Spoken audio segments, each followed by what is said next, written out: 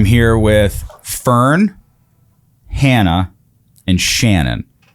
And we're going to talk about some data center stuff and whatever else comes up. So I'm going to start here and kind of introduce yourself, say what you do, if that's okay, just so everybody has like a basis on who everybody is. I'm Mark. I'm an alcoholic. So, all right, do you want to go? I'm Shannon Groshek. I'm the founder of a local nonprofit and the campaign manager for Fern Leard. Okay. I'm Hannah Butterwick, and I'm an accountant and marketing manager, and I help Fern Leard as well. Wait, hold on. I'm not. What's your last name? Butterwick. Where does that come from? My husband's family. I think it's English. We have to ancestry that. I want to know where that came from. Fair. My maiden name is even better. Beach. That's easier. That's easier. Where's that from? The coast. Yeah, go everywhere. Okay, you're next. I'm Fern Leard. I am a candidate for the 120th State House District for Pennsylvania's General Assembly. Why would you do that? Yeah. You got suckered. Why would you so I asked like Jamie Walsh has been on here, and I always ask like why would he run? And obviously he has his reasons. I'm just curious on why would you get into the fire? Because I feel very underrepresented, and a lot of times I've seen that in my party, I'm with the Democratic Party, they don't bother running people, or they run people who don't really know or understand the community, and I don't go for that. I don't think that anyone who doesn't know where they live should be representing the people that live among them. And I'm just so sick and tired of the back and forth and nothing ever getting done, and people not listening to the quote other side as though we're not all people. Now sorry, I'm going to get this right better for you right there. Okay. And just get comfortable. This is all. I wish we had like meditation music and some tea, like some smelly stuff. But so what was, we'll come back to that because that works. It's weird. I know.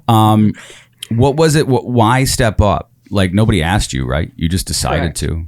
Because I hear a lot of politicians going like, well, I was asked to. And once they're asked to, I get really curious about who the person who did the asking them to run was. Does that make sense? Yes.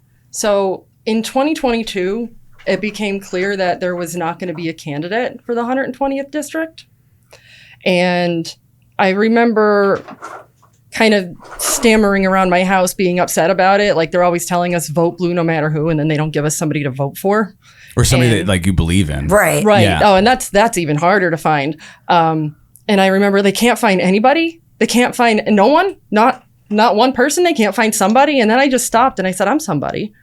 And a little background about me. My sons were born with a rare condition called lymphedema.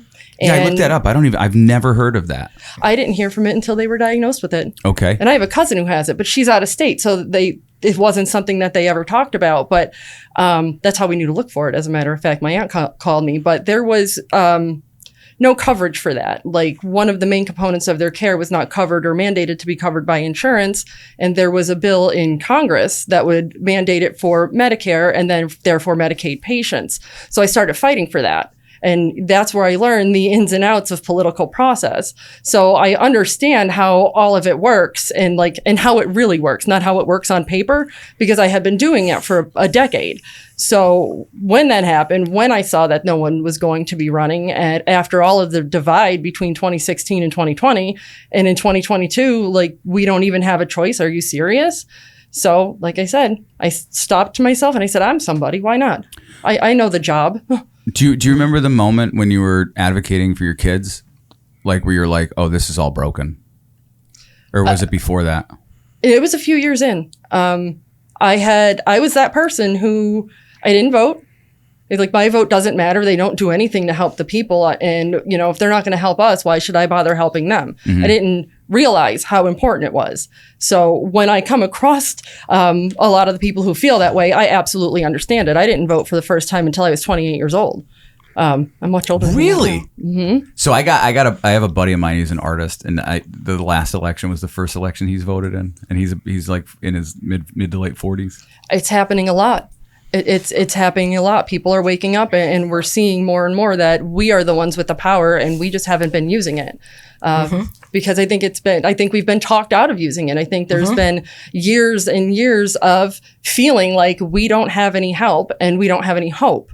Yeah. And we're changing that. There's a lot of people who typically never wanted to be in politics, or at least the face of it, that are stepping up now. So we're having more and more, I don't want to call us regular people because we're all people, but more blue collar workers. I say working class is uniting more and putting themselves out there. I mean, the hard part is like working class is busy working. Like you surviving, you're going to work, you're taking care of your kids. You don't really have time for all the logistics of running a campaign, but people are starting to create that time because they realize the significance of it. Right. And then, to further answer your question, we at one point had become the most supported healthcare bill in all of Congress. The most supported. In the state or in federal? Federal. Okay. In federal. I hadn't started paying attention to state yet. So I've definitely stumbled along the way, until I got really involved, because I do really pay attention now. But it didn't get a vote. This bill was going to save all kinds of money everywhere. It was going to save the taxpayers money. It was going to literally help millions of people. And, it wasn't just money to be saved on the healthcare aspect of things, but it was going to prevent people from going on disability. So we would no longer have to pay for that. It was, this disease, you said that you looked it up a little bit after you learned from it. Yeah, but I still don't know what it is, because I've never heard of this. What is this? Am I assuming it has something to do with like the lymphatic system? Yeah. The lymphatic system, there's two ways that you can get it. You can be born with it, which is what happened to my sons, where your lymphatic system just never developed properly, or you can get it from a secondary cause. Like if you can get in a car accident and it can mess up your lymphatic system. Really? It's very common with cancer patients, especially breast cancer patients. They have surgery, they go in, they remove the cancer, they remove some of the lymph nodes, and bam, you have lymphedema for the rest of your life. And what does that mean? Like what does that mean for people who get that? Your lymph fluid does not drain on its own, so it leaves you very swollen. If you've ever been out and about and you've seen some people with like arm sleeves, that's probably what it is. Legs, I would say, are the most common too. You see. I'm not, none of this is to like make fun of anybody, but it's like like they have like it almost looks like an elephant. Yeah, it's not elephantitis, but it is akin to that visually. Yeah, that's what I meant. Yeah. And that's where they pour they go and get them drained. They have to go to like lymphatic therapy and get it drained, and then they have to wear the compressions to keep it regulated. There's stages of, the swelling. So you can have like stage 1, 2, 3, it escalates. So you want to manage it is the idea, because the level of discomfort, and you also with that type of swelling, you could correct me if I'm wrong, Fern, but it could also damage nerves, vessels. I mean, I think amputations could occur of the feet if things are restricted to the point from swelling. I mean, it's inflammation too, right? Yes. Obviously. Yeah, it's very, very swollen. And they'll tell you that there's no pain associated with it, but you get it. If you've ever been swollen at any point in time, that's not true. Yeah, because it stretches out your skin. I've jammed my thumb, and that was discomforting.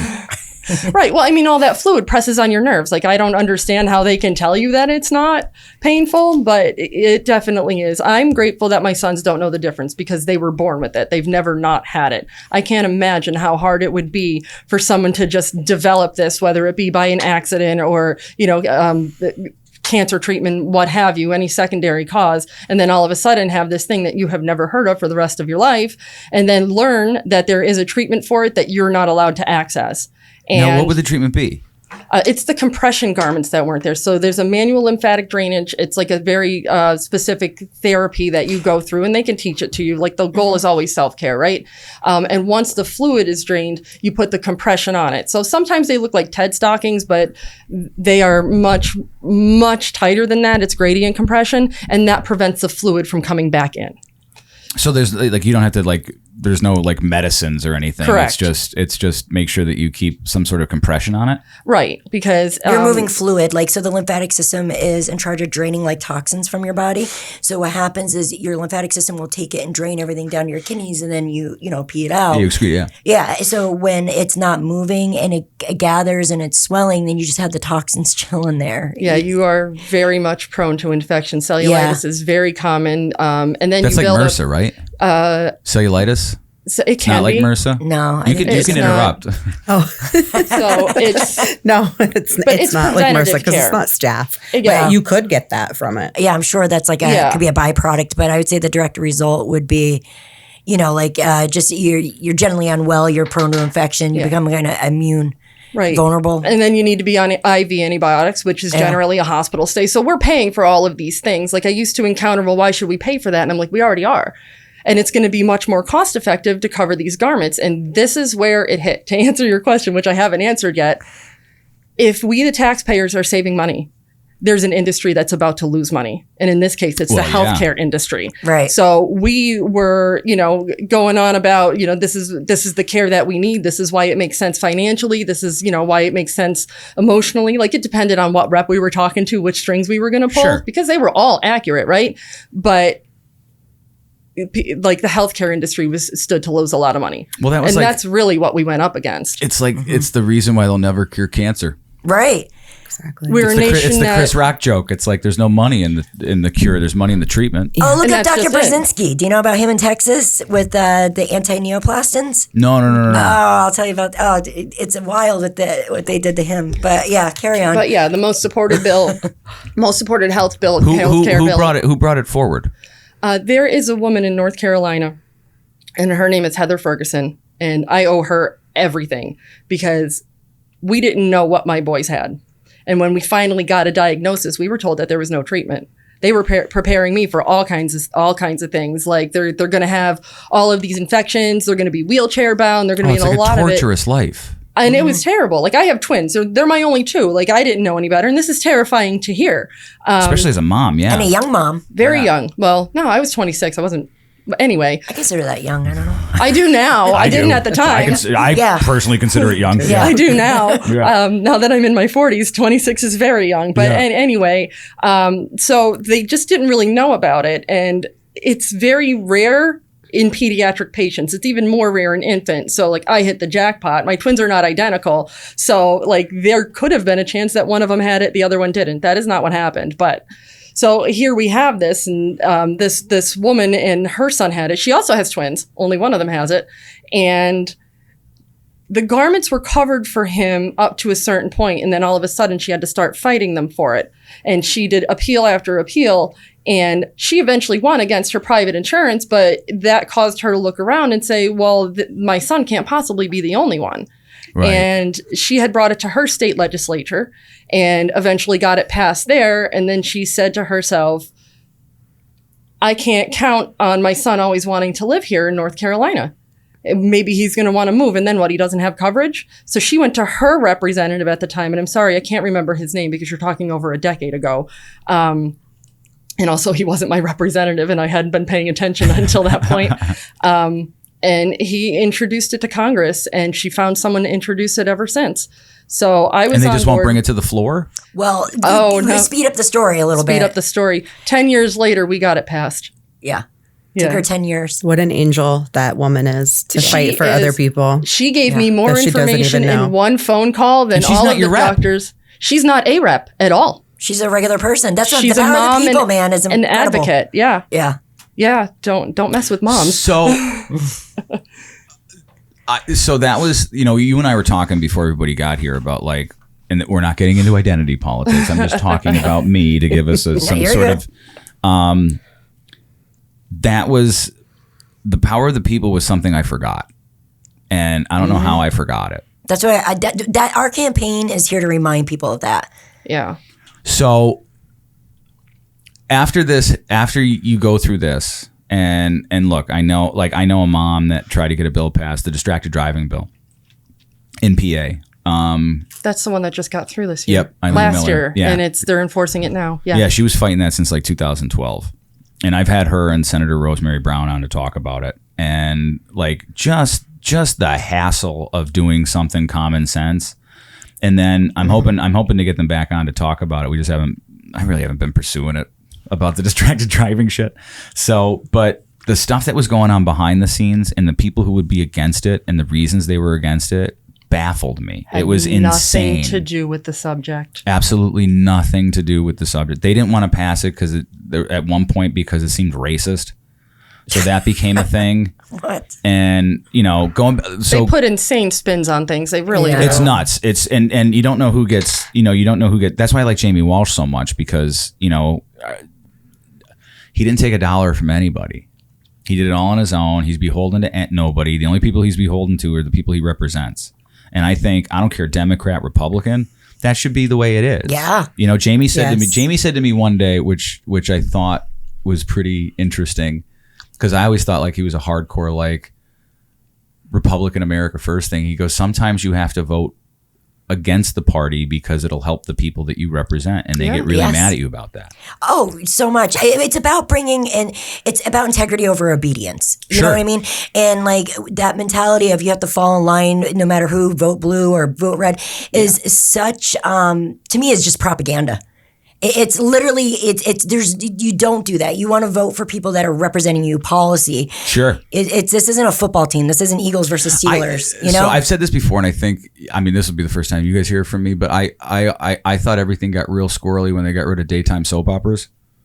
And now we've turned all these politicians and topics into the new daytime soap opera. It's like, and this isn't like, this isn't like a women never thought thing. of that. This is like my grandmother, you know, she had her shows.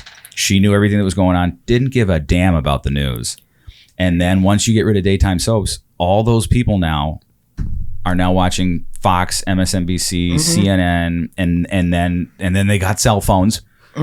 So now like those people who didn't care about politics is the only thing they care about, because literally it's probably the greatest TV show on earth, and they don't know the difference. We start treating these elected representatives not as people but as characters, and it gets really strange when you can't separate the human from the character, you know, because if everybody treated Tom Hanks like Forrest Gump, it would be a real weird world. And this is kind of like what we're doing. So we like, the media creates heroes and villains. They create the topics that they want to go over. They also tell you the things that their investment or whoever pays their paychecks want them to talk about, instead of like the real stuff that, like, you know, there's good and bad with social media. Social media is a good thing because it'll let you see everything. It's also bad because it'll let you see everything. Yeah. And you don't know, and people, you know, a lot of people don't have the discernment of like what is propaganda and what is truth. And it's like the old Lewis Black joke where he goes, well, it's not old. I watched something on the news, then they talk about it for 10 minutes, telling me I didn't see what I saw. And then by the end of it, I have no idea what I saw. Yeah.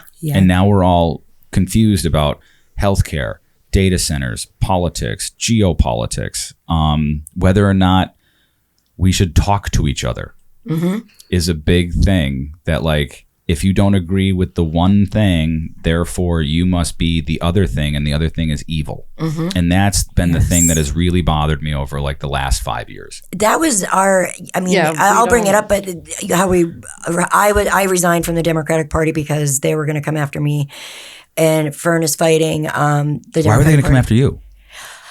Because apparently I didn't. Let's get into it. Oh gosh. Well, no. Here's the straight up thing. I was running a campaign. Steve Cosley. He won't care if I say it. I don't know. I'm up in Lackawanna. I have no idea. So he ran for county council. He did win. He's a great guy. Steve is wonderful. You know, so I was a part of his campaign, and I do a lot of like the data, like the tech stuff, on the nerdy stuff. And he was endorsed by the FOP and the chief of police for Dallas, which is the second safest city in Pennsylvania. Shout out to Doug Higgins for that. Did not know that. Right. Was running as supervisor, but he's a Republican. To his opponent, and this is all me talking. This isn't Fern's campaign. This is just me, Shannon, and I'm a little different than the campaign sometimes. But Liz is... Oh, no, you have your own thoughts. I do, right? No. But Liz is she's not for the people. She's for making money. She's not a good egg, right? And but Doug is. And she was the Democrat. He was Republican. Doug supported Steve. I sent out a text on, with Steve's permission. We went over campaign strategy and like what we're cool with and not, saying like, hey, look at both parties working together, because we're not trying to feed in this divide narrative, right? We're trying to say some people are for the people and some people are just for themselves. Yeah. And so like this was a message of like, this is when people work for people, what this looks like across party lines. Doug Higgins, who's awesome, and Steve Cosley, who's awesome. One's Republican, one's Democrat. The local party, this isn't state or federal, the local party got mad about it, said that I breached data contract, which isn't true. And they wanted to put me through the ringer about... And let me just guess here, was their claim that like you may have taken some sort of list that was from the Democrats and used it to help a Republican? Yes. Okay.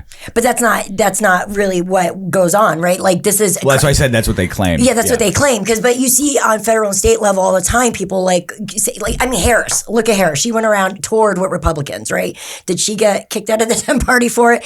None of it makes sense. These double standards. So, but really, what they were saying is that I allowed Doug to go into the data. And do this himself, a 70-year-old man that in this huge complex program.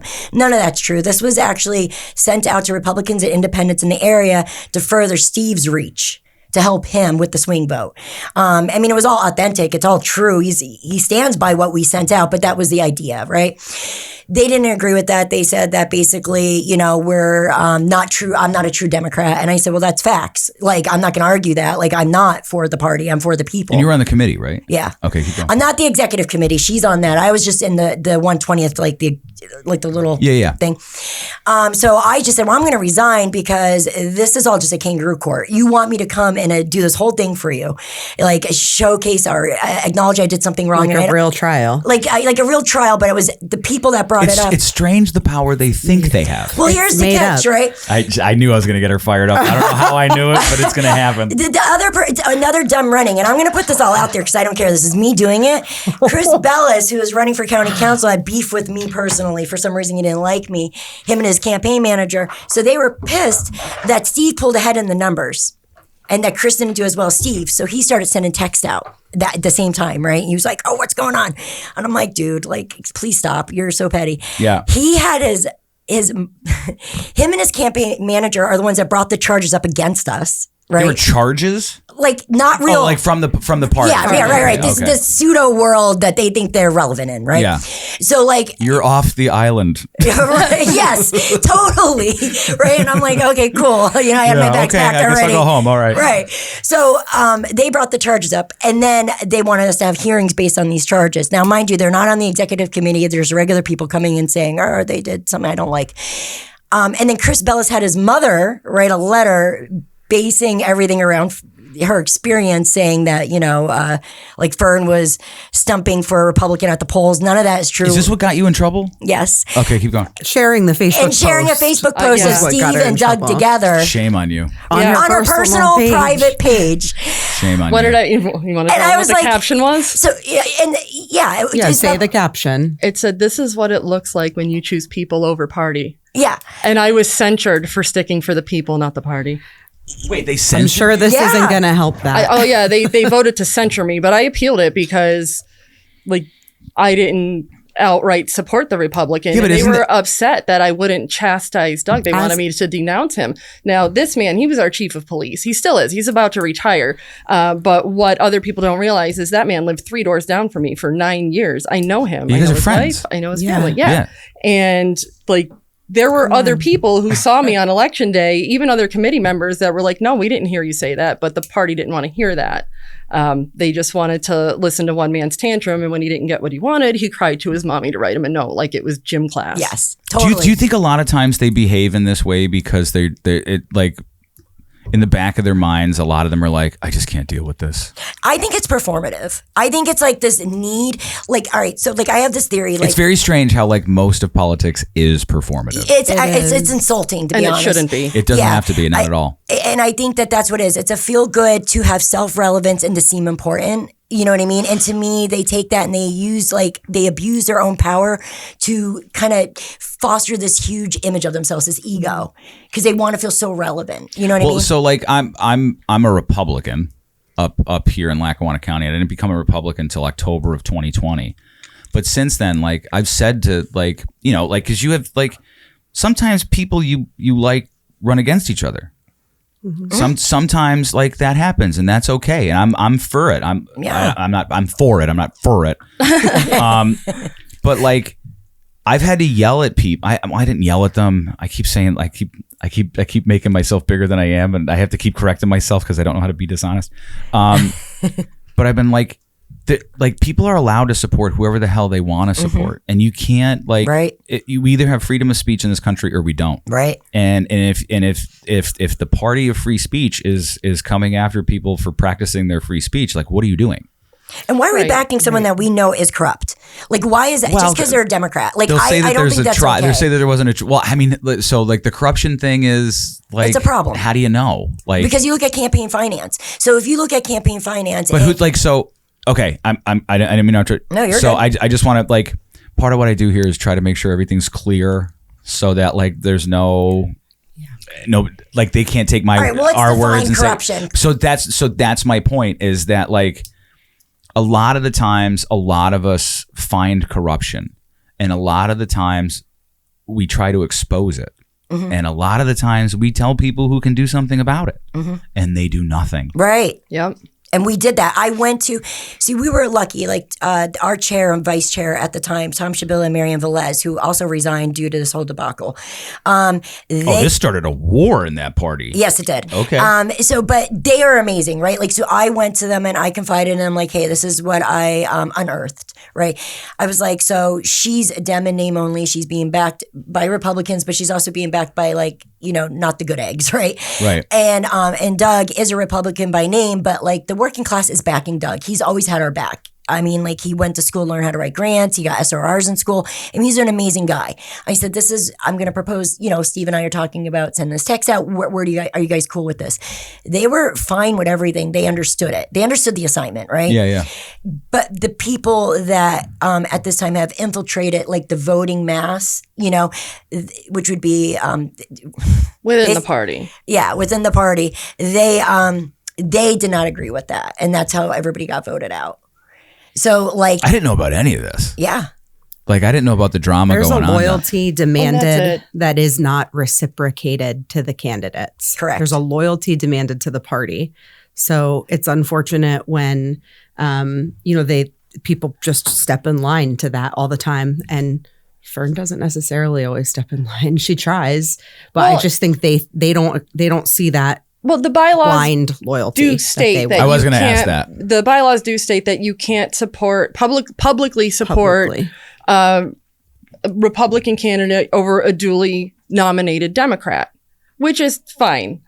But if you're sharing a Facebook post on a private page that's not saying vote for the Republican, or if you are just not coming out for either candidate, because there's nothing that explicitly says you have to be all public to support them. Yeah. And I said from the beginning, Dallas Township has a tough choice because they have an incumbent who's been there for a long time, and then they have another community leader who has always had our backs, always. And our township has consistently thanked Doug for his service over the years. So, even the board was on board until he was a candidate. And, that's what happens. So, and then we say this started a war, but I think really more it just revealed it. Yeah. I'd have to You know what? agree with That's probably accurate because most of these times these things don't happen in a vacuum. There's something that's been there brewing Boiling. or something for a while, and it's just a moment that we're like. And we've been fighting it. Yeah, and I was about to say, since we've started. Since day one. Yeah. Because after they didn't been run so anybody disheartening. and I stepped up, it was extraordinarily difficult to break into the party to even be heard at all. The party of inclusion, right? But Right. Right, Yeah, so- unless you're not them, And right? there's a lot of Yeah. people, a lot of good people who wanted to help, who just was like, all right, well, after trying so hard and you're not letting us help, they just walked away. And it happens all the time. Well, it's interesting that like I said, I told you I was a Democrat up until 2020. October 2020. And like I always did work against the Republicans. I never thought that like they would let me into their camp. Open arms. Like they welcomed me with open arms. And then like as you said, the party of inclusion, because even like at the time of COVID, I was like, man, they're like, if they're not talking to the other side, they're really not inclusive. Like they're being really exclusive. And that's a problem. Our Republican Party lets everybody in. And when I say everybody, it's every character from the soap opera is in the Republican Party. And I just find that interesting. That's that like apparent. I just find it interesting that like the party of inclusion is actually, in my experience, the Republicans. Well, I guess for me, like, because I really just don't care about party in general, I find that I get a mixed bag. I get both. We shouldn't. Honestly, You know what I we mean? shouldn't. any party. Right. And like it shouldn't matter. But I mean, like I have met Democrats and Republicans alike that are elite, that are establishment, that are like pretty snooty. And then I've met both that are down to earth and willing to roll up their sleeves. So I guess for us, we're more into the rolling up sleeve vibe, right? Like I said, integrity over obedience. Like we want that class of people like to have their voices raised. I think, look, I'm a 90s Democrat, and I told you it makes me a fascist. We always talk to each other. We always talk to each other. And it wasn't until like 2012 to 2016 that it really started going off the rails, where people weren't allowed to talk to each other. And that was such a problem. It is still a problem. Like, and God forbid you did agree with one thing or have a discussion with someone of the different party, you are so tarnished. You're demonized from that. And like, what is that? That timeline Why does that happen? Giving, that timeline that you're giving coincides with like the rise of social media and cell phones. 2012 was when I got my first iPhone. Well, I think it was something called the Smith-Mundt Act, but what do I know? Maybe. But I just think that it allowed people to start. Everybody that had an opinion gave their opinion on Facebook, and then we started to not be able to talk to each other in public because we saw what our friend posted online, and we were so mad, so furious. And I just think it started this divide between people. Yeah, usually it happened at the beer party. Oh, Rob said the thing, and then everyone forgot about it by the morning. Yes. And now it's like enshrined in immortality because of social media. Well, and both sides have like almost like a purity test, right? And if you don't, the Republicans pass it, really have a purity test. Yeah. So like, and if you don't pass it, you get excommunicated. Yep. That's a fact. So like, I mean, I think when you're so entrenched in both parties, like red pilled or blue pilled, that it becomes part of your identity, and to lose that and all your friends, it becomes almost an existential crisis at that point. You know what I mean? Because now you're afraid to differ. And I think creating space for people that are kind of like, hey, you know what? I was once, kind of taking everything hook, bait, and sinker, but now I'm starting to think like, no, like I don't want to be a part of that. I kind of a mixed bag all over here. Well, I don't have to agree with you, but I'll listen to you. Yeah. Which is like, totally. What? How much effort do you have to put in to do that? I do that to my husband all the time.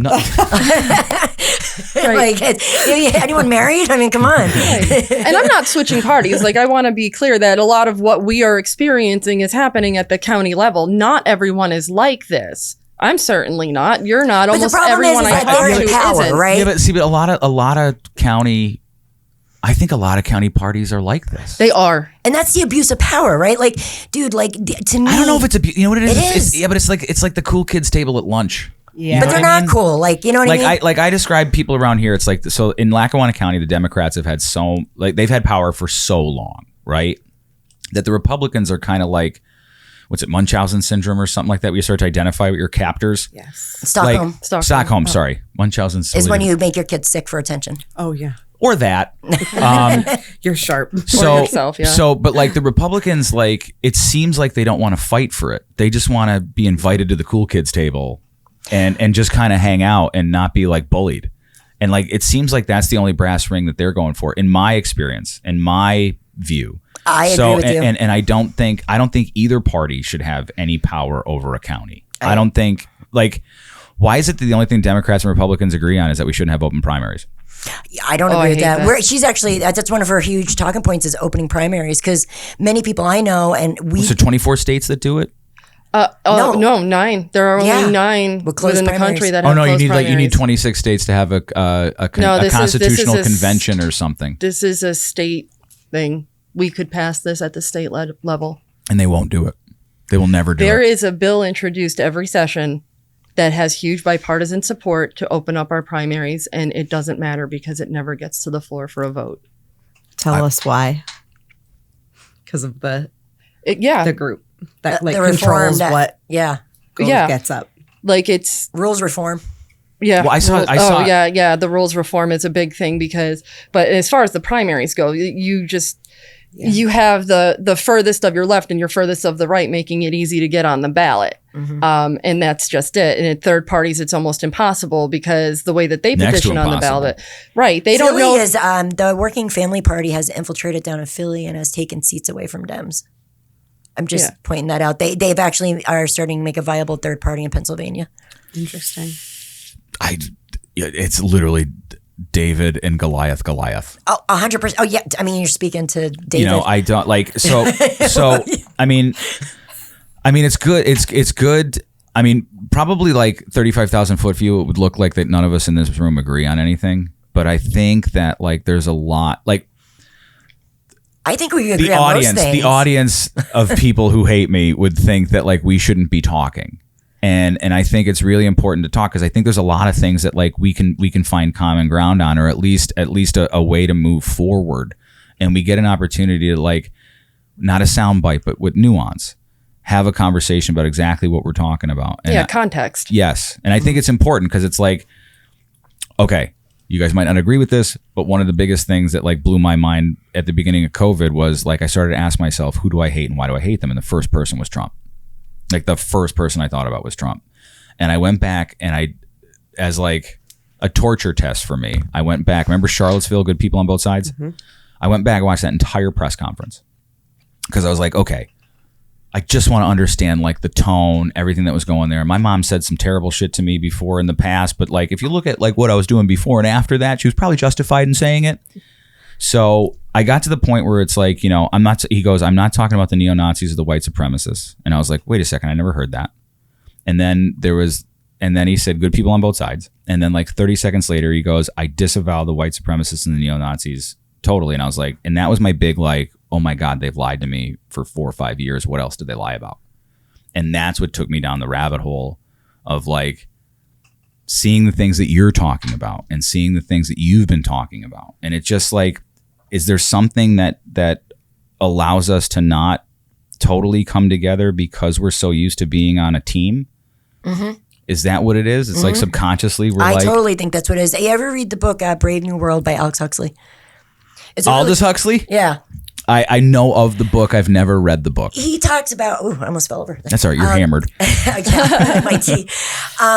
He talks about like that people like want to feel like they belong to something bigger than themselves. And he talks about how that was used like during World War II or during major movements to get people to sign on. Because a lot of people are like, well, how could someone done that if you're seeing these blatant atrocities or whatever? And but it talks about that. And I think what happens with people, whether it's the Dems or Republicans, they need to feel like they belong to a bigger group.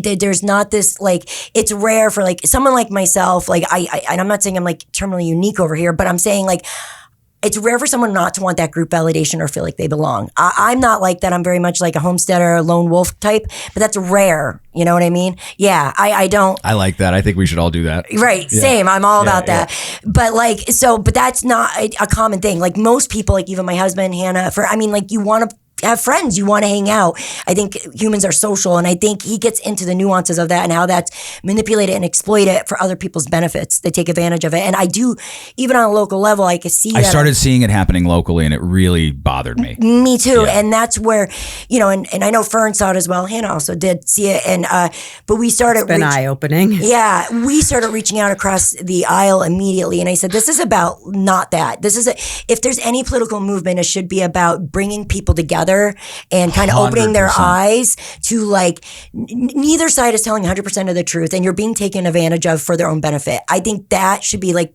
the talking point, period. Right. I don't disagree. I don't think many people would disagree with that. And you just use the word team, and that's a great way to put it because it's like they're playing a game and whoever scores the most points, and it's all about taking out the other guy instead of working for the people. Yeah. And that's a problem. Like they're choosing personal status over public service. That's not the job. Right. Like a district like mine, it's pretty well split between Republicans and Democrats. Yeah. You're supposed to represent everyone, not just the people who voted for you. And what happens when you get in office? You have to represent the other side. You're supposed to. Well, we used to say that's not a Democrat pothole or a Republican pothole. It's a pothole. Right. You got to fix it. Yes. Exactly right. And they won't. Like the divisiveness is just all of us sitting here right now is almost like validation for me to be like, I think the tide's turning. We're tired of hating each other, and we need to talk to each other. And sometimes it'll be uncomfortable. And sometimes I've said a lot of crazy shit that people were like, oh, he's nuts. And then like 2 years later, they're like, oh, you were totally right about that thing. And I think most people aren't trying to be malicious. I think they're trying to not. I think more people are afraid of any threats to their status or their friendships than they are about like doing the right thing. You know, because doing the right thing's easy. Why are they not doing the right thing? And it's because it has to be like virtue signaled, or it has to be. That's such a pet peeve of mine. I can't stand virtue signaling. I hate it. I'm like, back in the day, protests were protests, right? But nowadays, like, it's a parade, dude. Like, you're going there to make yourself feel good. You're not doing it for the cause. So I don't want to hear it. Yeah, you go home and you're like, oh, I did good today. Right. And it's like you didn't change shit. Right. And you didn't even help the people you're advocating for. Yeah, you made everybody angrier. Yeah. And you just made yourself feel like you're doing something. Yep. It's like, what is that? It's a drug almost. Like, you just want to feel good. And there's something to be said about making it visible, but that's one piece to the puzzle. There are many, many other pieces that you should be playing, and you're just leaving them collecting dust in the box. Look, I always had a problem like when you start calling people Nazis and racists, there's no communication. You're not going to have a good communication from there, because you're starting from a point of like negativity. Like if you when you start calling people pejoratives. And this is like from my experience, because I've been called these and like being called radical and nuts on the left. Oh, I'd rather be called radical and nuts than racist, bigot, fascist, Nazi. I mean, what I think it is like there is a minority that carry like they bring is that what it is? Is that what it is? It's just a vocal. I think they're louder. Amount of people that are just annoying and. Yeah, I think we both on they all live sides have basement. like your people that are kind of unstable and go off the cuff, right? But I think the majority of us are not that. And I think somehow we get associated with that. I think so too. And I don't know. I mean, I do like I have my theories, but like I don't want to like espouse all my theories, because then everybody will think I'm Candace Owens. Not in that respect, but like everything that she says now Are you is too obsessed with Charlie Kirk and loved him?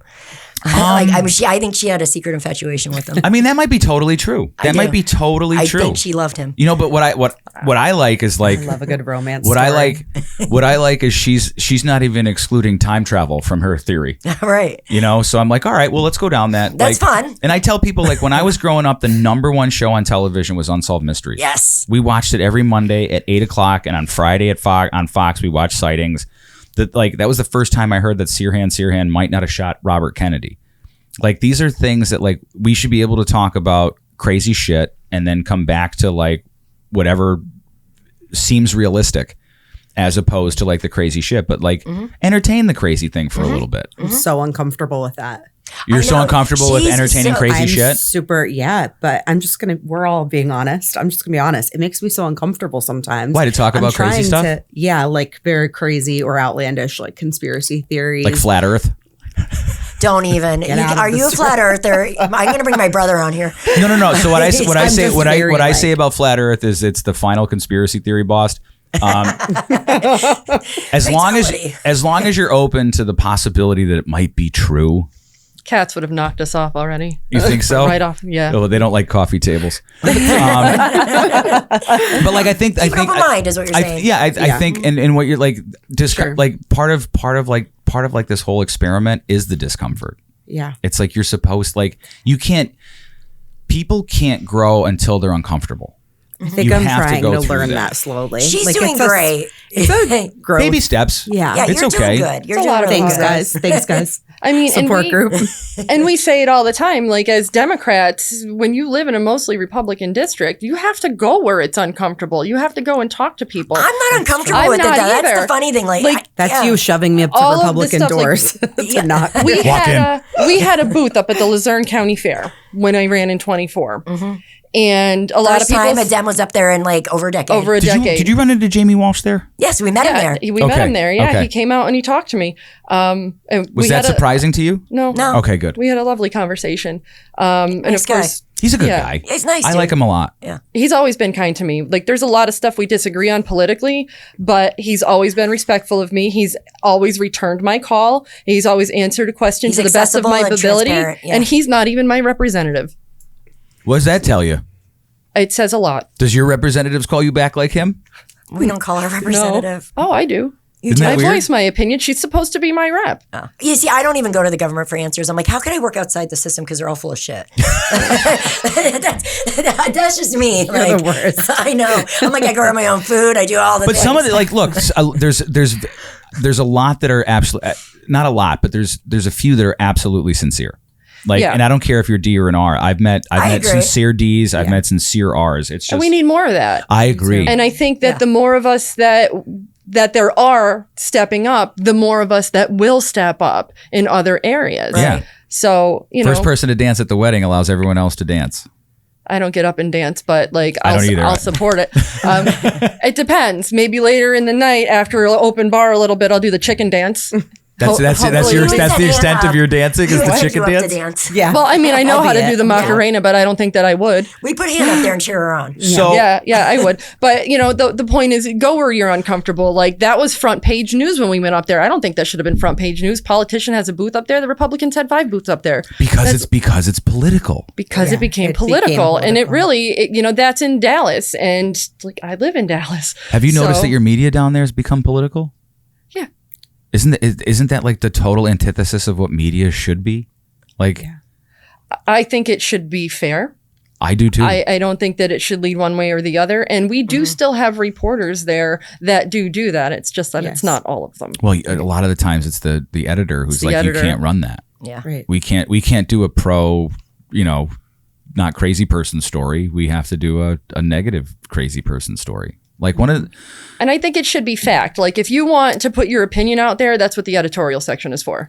Well, I've noticed in our local news, our local newspaper, it's like 60% of the stories are like the AP, Reuters, and it's not even local reporters. And it's just some opinion from some national news organization to say, hate this, hate that, like this, like that. Because it's all clickbait now. It's not like to be informed. I've it's noticed, all to get money. Did you notice that the TV news, the local TV news is starting to do clickbait stuff? Yeah. I don't even watch any of that garbage. Do you think that they're doing themselves a credibility disservice by doing that? No. I think it's all about money. Do you think they're doing themselves a disservice for credibility by doing the clickbait shit? Yeah. They should say, if you want to be an influencer, go be an influencer. But like, if you're delivering the news, deliver the news. Like, let's draw lines here. Like you should identify and perform as such. Yeah. It's like Walter Cronkite, and that's the way it was. Yeah, like it's ambiguous now. Like whereas like Tom Bradshaw, what was it? Tom Brokaw. Yeah, Tom Brokaw. He wrote a really good book that I read when I was in basic training called Not on My Watch, and it was about the genocide in Darfur. Now, and when he wrote it, you know what I mean? It was very factual and based, and he wasn't like against the American government, but he wasn't for it. He was just explaining what our role was and what plays we were making that he felt was furthering the genocide. Yeah, criticism does not mean hate. Right. Yeah. And I think that we need to bring that back where we could be openly critical, like, of things. It's okay. Like, as a matter of fact, I think anybody in a position of authority should expect criticism. I think that is your number one job is to hear that criticism, not to deflect it, to shift blame, no gaslighting. You know what I mean? To me, as soon as you start doing that, you're just a shiesty dude and you need to go. Yeah, totally. Right. And nothing is perfect. And that's what you'll hear me say that a lot. There's always room for improvement. Always. So you'll hear a lot, well, if it ain't broke, don't fix it. But it's like, that doesn't mean you shouldn't look at it and see if we can't improve it. And you might come to the conclusion that you can't, and that is the best that it is now. But like, what's the harm in looking? Did you ever have anybody tell you, Fern, this is just the way we do it? Yeah. Oh, God. Yeah. Isn't that the one that drives you crazy? Yeah. Usually I handle that. There's a saying in Scranton. That if everyone woke up tomorrow and the streets were lined in horse shit, everyone would buy taller boots. Right. Which is how we just keep constantly getting, well, why can't we change it? Right. Why can't we do something different? Because we can, but it's going to need to be we the people. Yeah. And that's the uniting factor, right? Because it is David and Goliath. So I think that you're in a unique position, especially now. Is your district 50-50 almost? It's close to it. The DPI is 49.1%. 49-51? Yeah, so it would be 49 Dems, 51 Republicans. So it's about the same Dems and Republicans and maybe about 10-12% independent. Yeah, the independents could literally swing the race. Well, I'm noticing that like there's a bunch of Ds who let's say we call them Kennedy Democrats. Okay. Who don't like the current way that the party's running. Mm-hmm. And then everyone else who's been pushed out of the Democratic Party has gone Republican. There's a lot of people that I know that got pushed out of the Democratic Party that went Republican. And there's a lot of people who didn't. Like, we still hold true to the values. We're just not seeing that in our leadership. We actually are in the middle of starting a PAC called the Independent Democrat Coalition, which stands for I Don't Care. IDC, yeah, I don't care. But we just had our first meeting, and really what it is a pool of people that are like relatively independent. Like, so some might lean a wee bit right, some might lean a wee bit left. But our mission is about unity and bringing forth like a broader voice for the working class. So is there like some sort of, what would you call it? I wouldn't say the 10 Commandments, but like what are the things that like that would No bullshit. That's it. Like, I'm all for you putting that on a banner. Yeah. Like, no, like, honestly, it's about common sense and common courtesy, about integrity over obedience. It's about, like, we want to be able to disagree with each other. You want a buffet of perspectives, because that does sharpen. It's kind of the whetstone of wit in a way. It sharpens you to your lenses. So, like, we're inviting that, political diversity. But, like, it's pretty much people that are like, we don't want to just adhere to party lines for the sake of party lines. We want to get just good people in. Yeah. You know what I mean? Yeah. So we're trying to bring. Would you support Republicans too? Yeah. That's incredible.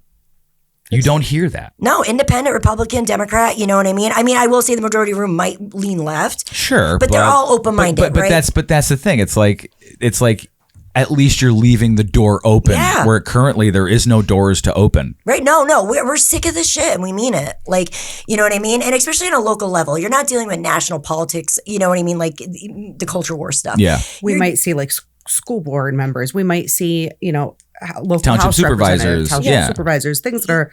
Yeah. And I think one of the things we need to start doing is kind of separating where our government is, because a lot of people don't know which branch of government that they're supposed to talk to about what topic, because everyone wants to pretend they have more power than they have. Yep. You have a lane.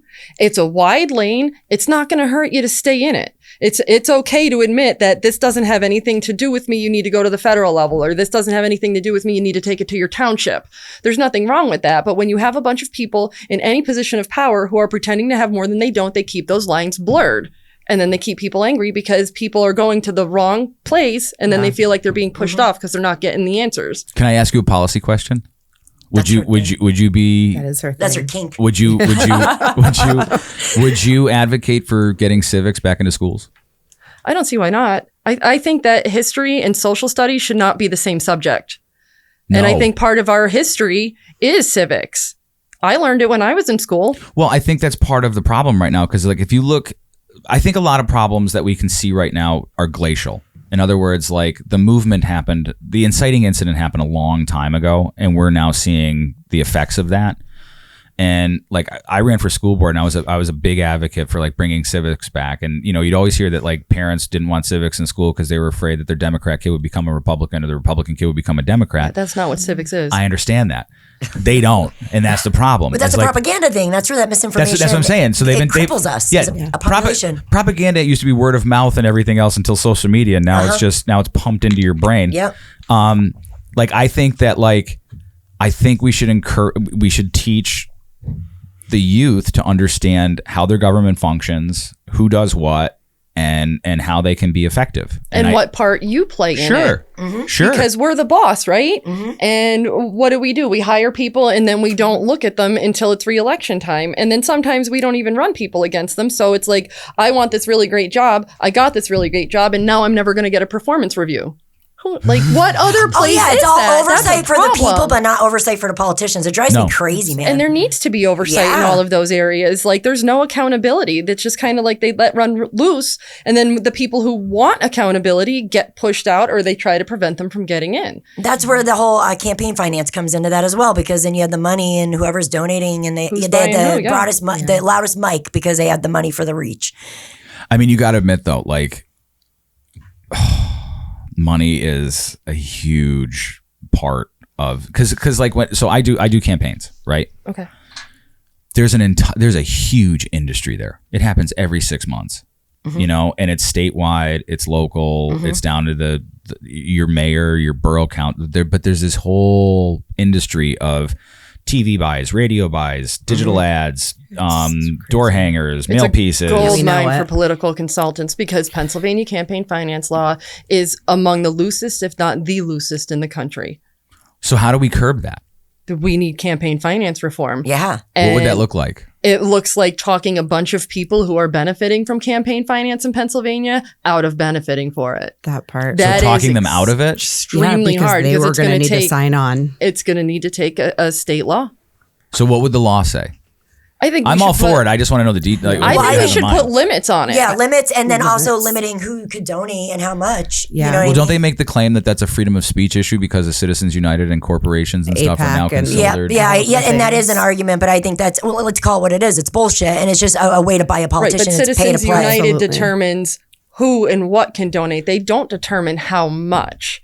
There is a federal limit.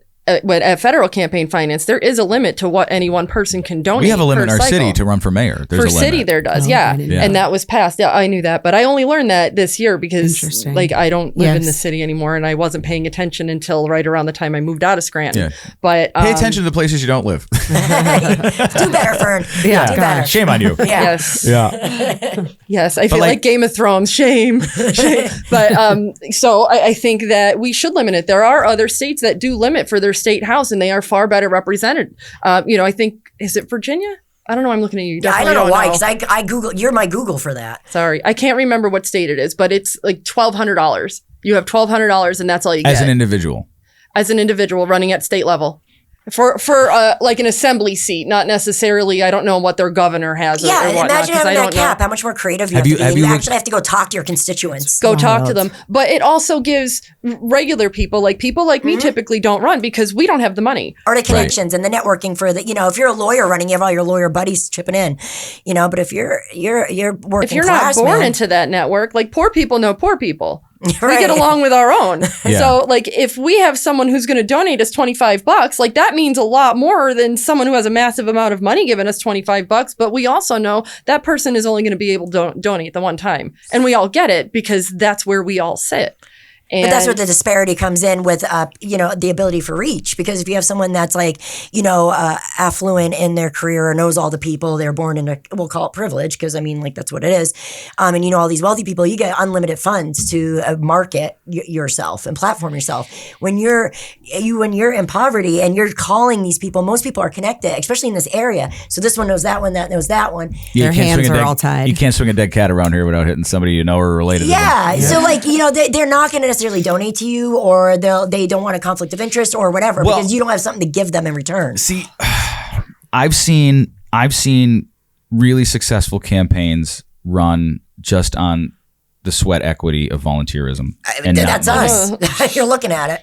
And if you can get about a dozen people who can really commit for no paycheck because they believe in it, I think you can get real efficacy out of that, and that's something that you can't buy. You can't buy people who are committed to it. So it's And money that's or what we labor, have. right? But I think there should be a cap on the money, because I do think it gives an advantage. I think so too. I just don't know where the needle goes. I don't know what's enough, what isn't enough, what's too much. A state race like hers, I would say cap it at 100,000 at the most. Oh my goodness! There's- No, you're there's- paid 100,000. That's way too much for any That's- one person to come up with. Yeah. There's gonna Most be- people there's- don't even make that in a year here. There's state races in this area that between the two candidates they're going to spend $8 million. Yeah. Yeah. Yeah. Well, I'm saying, I Rob look at your Baratheon's budget campaign all is the going to be $80 time. million. Yeah, millions. That's a But federal. just running TV ads alone, you're talking about easily 20 grand. We did it real cheap for 10 grand during the last primary. But if your opponent isn't running TV ads because they're also on the same budget as you, then we don't need as many TV ads. So then I guess put it at say a 50,000. I think you would have to have, so you'd get into Well, I don't think we're going to figure it out today. No, I but- want answers right now. Everybody get a pen. No. So I did. I'm a big RFK fan. And the day he dropped out, that morning, I was a Republican PAC asked me to be in an ad, and I was down in the Outer Banks with my buddy, and I said no. And then Robert Kennedy dropped out that morning, and I watched his whatever you call it, concession or whatever, and he said we need to love our children more than we hate each other. And I called them back and I said, all right, I'll do the ad, because that was just so profound to me. And when I went and shot the ad, and I do media, and I asked them the budget, and the budget to shoot it was $60,000. And it was just basically question interview stuff. And then they go, But then there's a $1.4 million media buy. You need to buy all the airtime, man. That's where the money gets you. And what you don't know is like the ad agencies get something called an agency fee, which is 15%. Mm-hmm. So if you make $1 million TV buy, you're getting $150,000 just for making a phone call. Mm-hmm. And that's why there's this huge industry there of people who are like, they don't care who the candidate is. No. They don't like, I find it incredibly hard to work for people I don't believe in. And I don't want to take their money because I'm not going to give them 100%. But that's just me. I'm the needle in the haystack. No, I won't do it either. I've worked on several campaigns, and every one of them are candidates that I support and will you vote have for. to. Same here. You have to. But the money's a big part of it. It's huge, and it's very hard. And the media companies don't help. Like, the prices change depending on what kind of election it is. Right. Like, they go up during presidential. we never would have been able to afford commercials for the general election in 24 because we were going up against the presidential money. You have to do digital.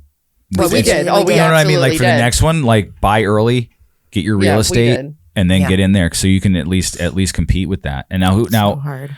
So speaking of that money, speaking of that campaign money, and I'm going to get us to data centers real quick. Do you know who the largest single contributor is to Josh Shapiro? I do not. Like a personal donation, a private donation. A doctor from California, a female doctor from California. Do you know how much money she gave? $6 million. I want to be governor. Now, why would? How come I don't have doctors? Can I make everybody else governor with me? Can we all be why together? would a female doctor make an individual donation of $6 million to Josh Shapiro? Well, same reason Jeffrey Yost probably does it to the Republicans, right? They have an agenda. Well, yeah, her husband is like the CEO of like a data center conglomerate where they build data centers like all over the place. Yeah. So, what's your source for that? Just so I could go check it. It's public knowledge. It'll be on his campaign finance report. Yep. Oh, okay. Yep. Cool. How did you guys? What's going on with the data centers down by you guys? Do you want to start? Who's the pro on this? Shannon. Fern. Fern's the pro. Fern is the pro. And I don't know everything. I mean, no one can know There's too 100% much- about there's everything. I do much want to to give know. a shout out to Jamie though, Walsh, for all the work he's done in this area, and like just to say like that man has done a lot of research and has been fantastic with fighting them. And he's standing up against everything because this is a bipartisan thing. Like, it's not bipartisan with the people, but man, it is in the legislature. And anytime they get along because of the current political environment we have, red flag. Like, if if they can't agree that the sky is blue in the daytime, then why are they agreeing on this and why? Look at it. And you know the payment. And you know the payment that Jamie's getting for his standing up for all this? Zero. A primary challenger. Oh yeah, well of course. yeah, I mean that's expected. We're getting primary. That's what they do. I find that anytime you have someone who's actually for the people, they scramble to find someone, even in Yes, they districts do. that they never gave a rip about Yes, before. they do. Yep. But so Dallas Township, we do not have any current proposals for data centers, and Yet. Right. current, I said. That we know of. That we know of. I mean, at least that's what the official stance of our supervisory board is. And so what they're doing is proposing a zoning amendment, an ordinance amendment to put guardrails in for them, because that is the best that we can do. We're not allowed to say, no, we can't have them. The state can, just putting that out there. The state can ban them. Good luck, considering the current makeup of the legislature. Well, they don't. But, The president wants them. The governor wants them. The senators want them, and most of the elected officials want them. Yeah. Which is strange. Well, No, it it's not isn't. Look strange, at the right? campaign It falls finance right. report. It's fully expected. follow the money. So the best that we can do, it's up to the municipalities now. And it's up to them to put the restrictions on. And they walk a fine line, because if it's too strict, then developers can sue us for saying that we're being exclusionary. And if it's not strict enough, it could really harm the people, whether it is, with the lighting or the noise or our ecosystem. Like there's a lot of harm that could come with these things. And so the municipalities can regulate all of that, with their setbacks and For now. And so there was a proposal, and we did have the month to read it. It was 17 pages long, and it honestly looked like it was copied and pasted from several different ordinances from the area. Right. And they did cover a lot of ground, but a lot of it, I thought it could use some improvements. There's always room for improvement, right? Yeah. Like the setback that they had offered was 200 feet. I don't think I need to tell you that that's 66 not yards. Right. For all you football fans out there, it ain't that far. You can't discharge a firearm unless you're like 3 football fields away from your neighbor. You have to ask permission in order to, because I was going to shoot a groundhog in my yard. But you can't if your neighbors aren't far away. I want to go live by you. It's open season on groundhogs all year round. So 200 feet is a lot shorter than people realize. It is. And they agreed with that. And then when they had the public hearing, they said, okay, well, we're going to expand that to 2,000 feet, which I think from residential, it should be 2,500. And then I could see lowering it for agricultural and then, again, for our wetlands and whatnot. But they said 2,000, and then they just released it. Was it yesterday? Yes. It was yesterday, the day before. Yeah. The upgrades on it. And now it says that it's going from 300, which it never was in the first place. So where'd that come from? To 500, even though they told us they were going to do 2,000 on the record. And I downloaded the supervisory board. Township Supervisory Board. So I just had Jamie Walsh on and John Zola. I don't know if you know John. I do not. They want to put a 500 kV line on his property 100 feet away from the house that he built for his daughter and his grandkids. Yes. Where is he from? Sweetwater. Sugarloaf. Okay, yeah. Steve Sugarloaf. was down there helping. Alliance Against the Line. Okay. That's those guys. Yep. That's where I recognize the name. And then I started looking into EMF radiation. Oof. And the minimum safe distance for 500 kV lines is 250 yards on each side, which is 500 yards. Otherwise, look, I'm a big believer in spirituality and frequency and all that and energy and all that stuff. And your body is 75% water. EMF really affects the cells in your body in a negative way. That means wildlife, plants, and especially grandchildren. So that's why, I have an issue with that. How did you get involved in this? Because it seems like you're really not you want the data centers done correctly, if at all. Right. I just feel very passionate about this. It popped up out of nowhere. I felt like it did. I felt like it did.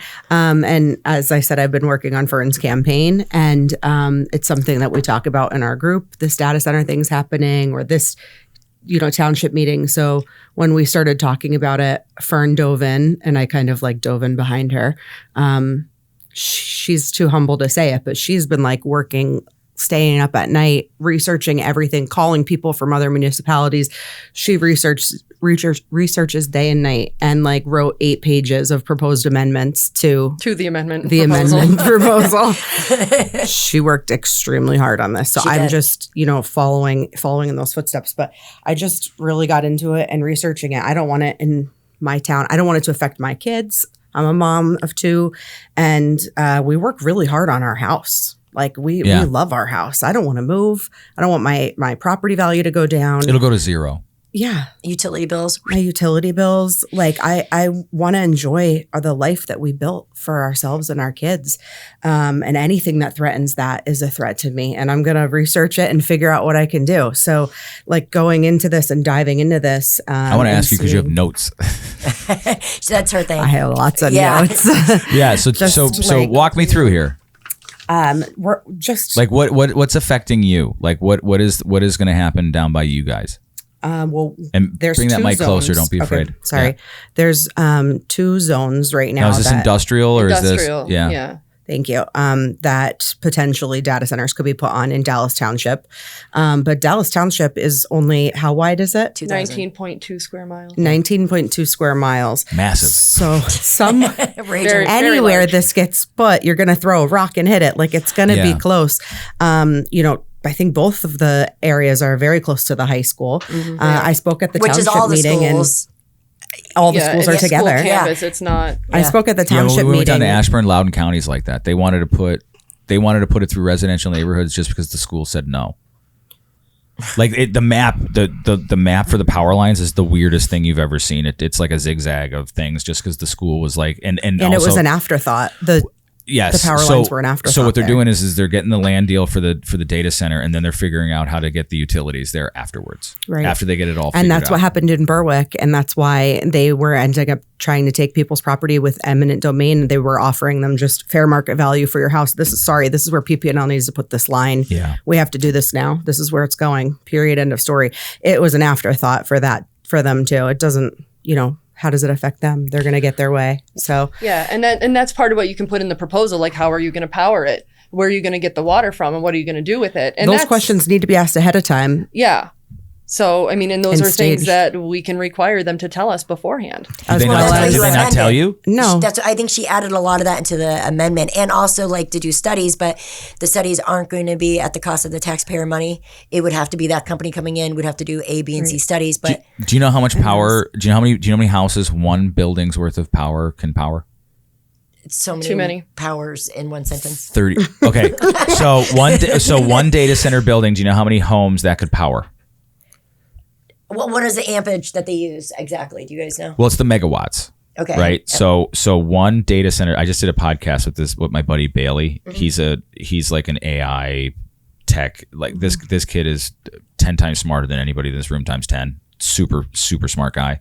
Does he work on campaigns?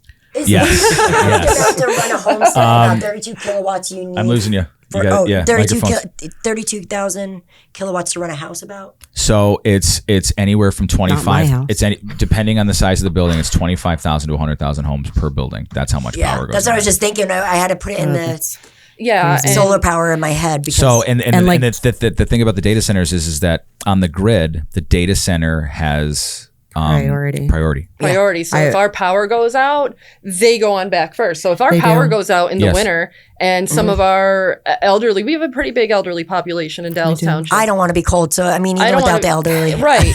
But they're on all kinds of machines to help them survive, and they're not going to be able to power them. And why? So we can power this fire hazard, because that's why it takes priority. Yeah. So they can power the water cycle to go through, because it is a fire hazard. Why are we building known fire hazards? Right. Well, I was just at the ransom one, and they didn't have a plan for the emergency response. That was one of the things that they did have, but I wanted our people to be the ones to go through and review finalize it, because our fire You're departments, gonna let them tell you. they are the ones who know what we have. We're going to be the ones responding to it. We know what our resources are. These developers don't know what our resources are, and I think it's more than fair to include them. And they did. To our township's credit, that was something that I requested, and they did put it in there. That's fair. And as Jamie Walsh said, the secrecy behind all of this is what's really problematic, because when you don't know what's going on, you can't solve it. And that's exactly what we were trying to put into there with all of the amendments, is tell us how much our electricity costs are going to go up. Do a study. It has to be on you. You pay for it. I mean, it already went up due to us like porting off of our grid down to like West Virginia. Yes. Virginia and Maryland, It did, we are I think we're the main producers. Virginia and Maryland don't produce their own energy. So we give it to them, and then when the infrastructure to give them the power comes, it's on your bill. And isn't it uncanny that they just talked about privatizing utility and not having them public at the same time as this, which, to me clicks as you want to profiteer, because there would be no oversight. Well, I mean, but at the same time too, it's the PUC can basically violate the state constitution if they want to. Right. And then the So lack should of a private accountability. company. Yeah. I'm suspicious of everyone, even the privatization. Welcome to I be don't know. Shannon. Welcome to be an American. Hannah. Or, wait, you're Shannon. Yes. Son of a bitch. It's all right. It doesn't okay. matter. But yes, It does matter to me. We should combine all of our names and just have it Shannon at the Hearn. one. Shannon. For Hannah Shan. Oh, that's much better. Yeah. But one of the things I think that when you're looking at strategy, when you're fighting any of these local like ordinances, and not at the state level, like I think is Jamie doing it at state? I think he's going around local too. But I think you can't. Well, Jamie's going to the villages and the boroughs that are in his district. Okay, and he's great. fighting for them there. Because you can't write exclusionary language, but you can make it such a headache for them to want to come there that they're going to say, nah, They're going to say not worth it. right? Too high maintenance. You know what I mean? Well, it's what is it? The offer it's like it's like an offer they'll never accept. But Right. you still make the offer. And that's what you want to do. And that's basically, so I know when we're talking, we sound like, oh, we're just regulating, we're cool with them, but that's not it.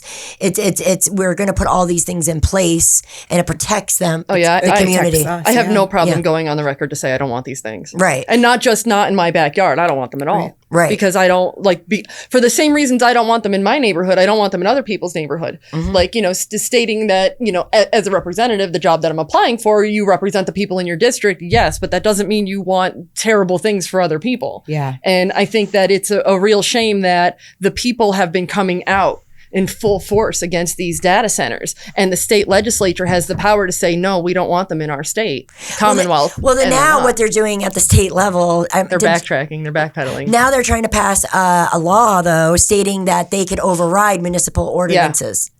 That's a Senate bill, right? Senate Bill 939, and it's not necessarily. There's to one in wipe the away- House as well, I thought. There's a couple of them. But I know there's one in the House as well. I have the numbers written down somewhere, but whatever. Go ahead, carry on. Senate Bill 939. Part of what it does is it makes it so. But doesn't it form like a new res- DEP type thing? It makes it so you can't put any more restrictions on data centers than you do any other kind of building that's in your municipality.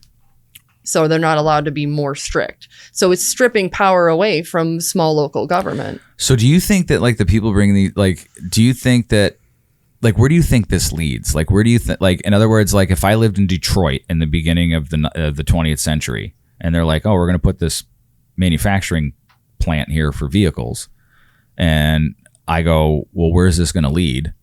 Where do you think the data centers lead in like 10 years, 15 years? What do you think's in those buildings? Is it still data centers, or did they all skip town? I mean, if we'll look at the pattern. I mean, it's self-answered, right?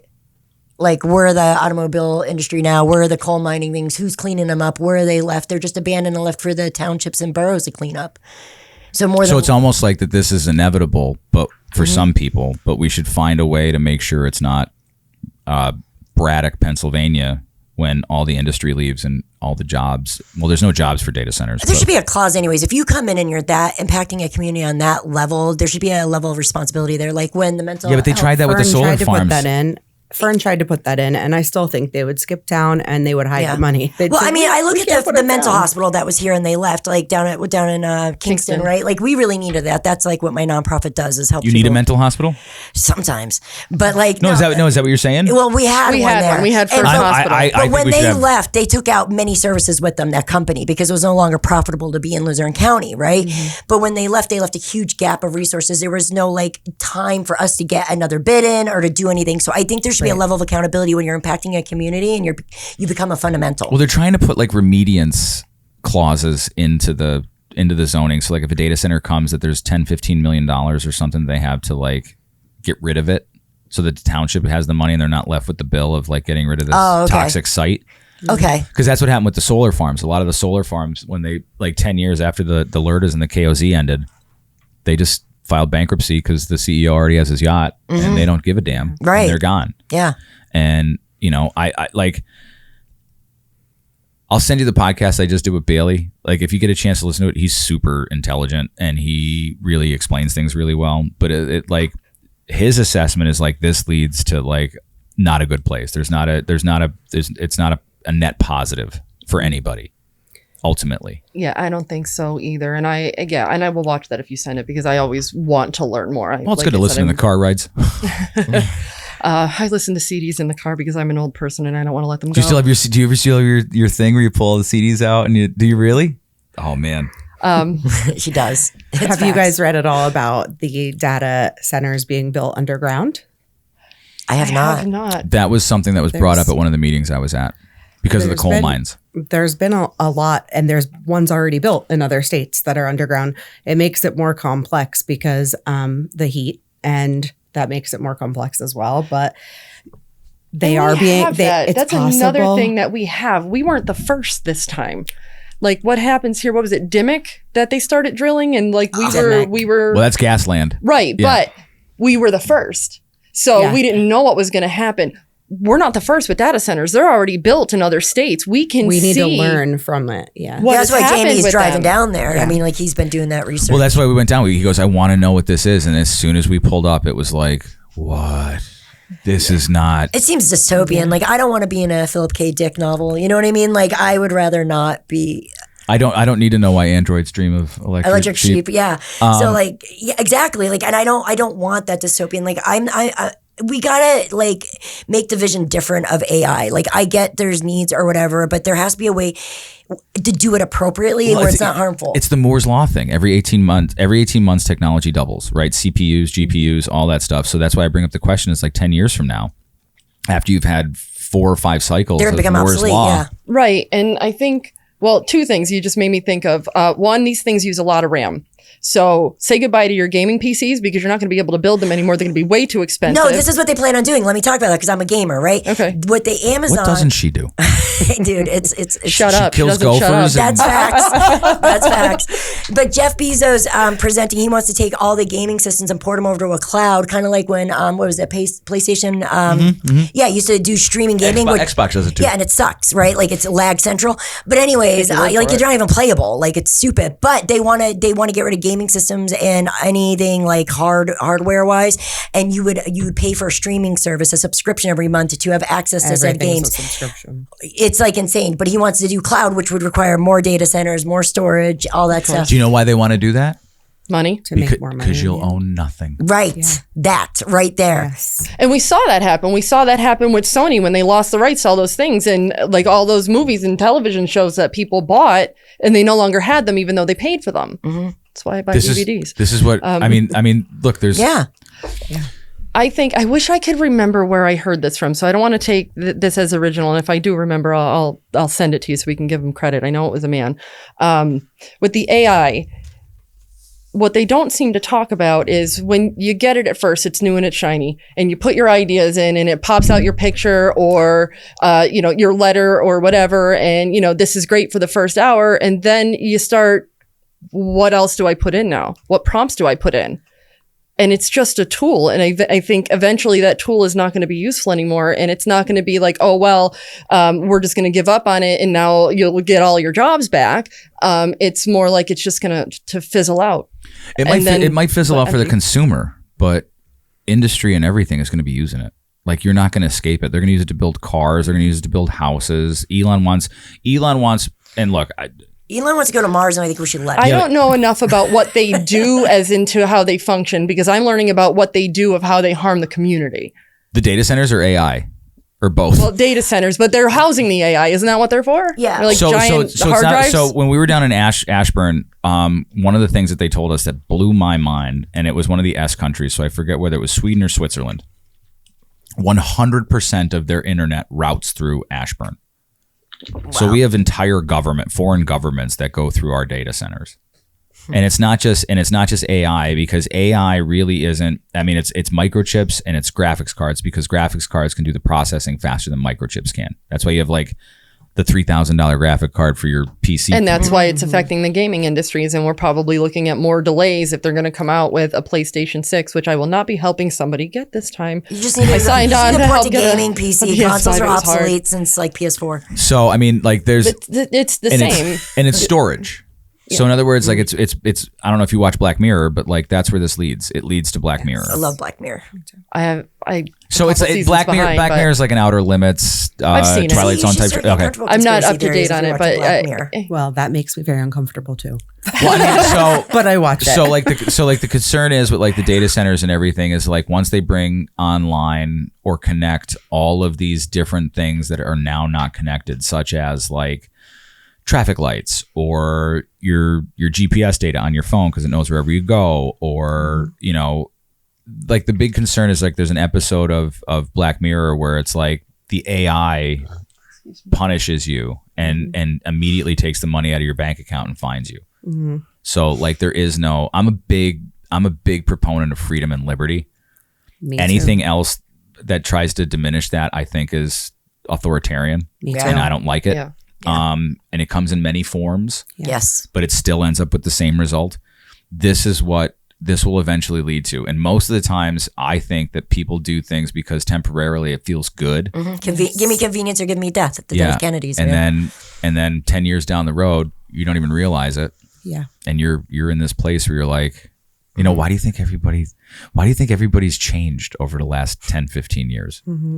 No one's the same. It's weird. It is. You know, and like just kind of, I guess, philosophical or whatever, but like you could look at it as like, you know, there's the cyberpunk movement, which we could put AI in, right? Which is kind of dystopian, but you also have like a solar punk movement that like, you know, and that's like taking any like advancements technologically and making it like have a harmony with regenerative farming, shit like that. Yeah, totally. Right. So like, I mean, like to me, like, I mean, I think looking at these data centers, I think we need to look at it from like these companies, they're not going to, I mean, I'm certainly not going to be on the board to do it, but like it would be nice if there was something along those lines as opposed to just coming in being so disruptive and disregarding like the consequences and gaslighting the community and saying, no, but it's good, it'll create jobs, you'll live for 200 years or whatever I hear on the doors. Oh yeah. But like you know, instead of lying, like, you know, just be honest. I'm fine with honesty. Right, because then we could like, and I think it goes back to what Hannah was saying about what Jamie said, was if you could just be like, hey, this is what we want to do, and we bring up problems, like, okay, well, this is where the issue is, we all hash it out together. But when we're not trying to infringe or like don't want things, but when you're lying from the gate, I just don't, then you get no room. Like, I don't want you even in my there's community. No negotiation when you start being deceitful. Exactly. Like, that's where that my agency leaves, right? Now I don't have the freedom of choice because now you're trying to manipulate me into doing what you want, and that shit's shady. And we can all clock it at this point. And this is what I feel a little bit about the Dallas Township supervisors. And I'm just speaking as myself, Hannah. You know that the Constitution gives you that right? You can say whatever you want to say. Just making sure this is my opinion. I worry, and you know, my spidey senses go up when they say, you know, we have no bids. We don't know anything about anything here. Nobody has even talked about it to us. No, they said this in the meeting repeatedly, and they repeatedly looked in my times. eyes, and they also said that they had emailed the developer of one of the two zones and said, do you have any proposals to build here on a data center? And they said that this developer said no. But later I found out that this developer was the secret developer of the Berwick data center. So if this developer did it there, why wouldn't they do it when they own this land in Dallas? And I'm super concerned about that. It just seems like there's things they're not telling us. And I feel that even the supervisors gaslight a little bit.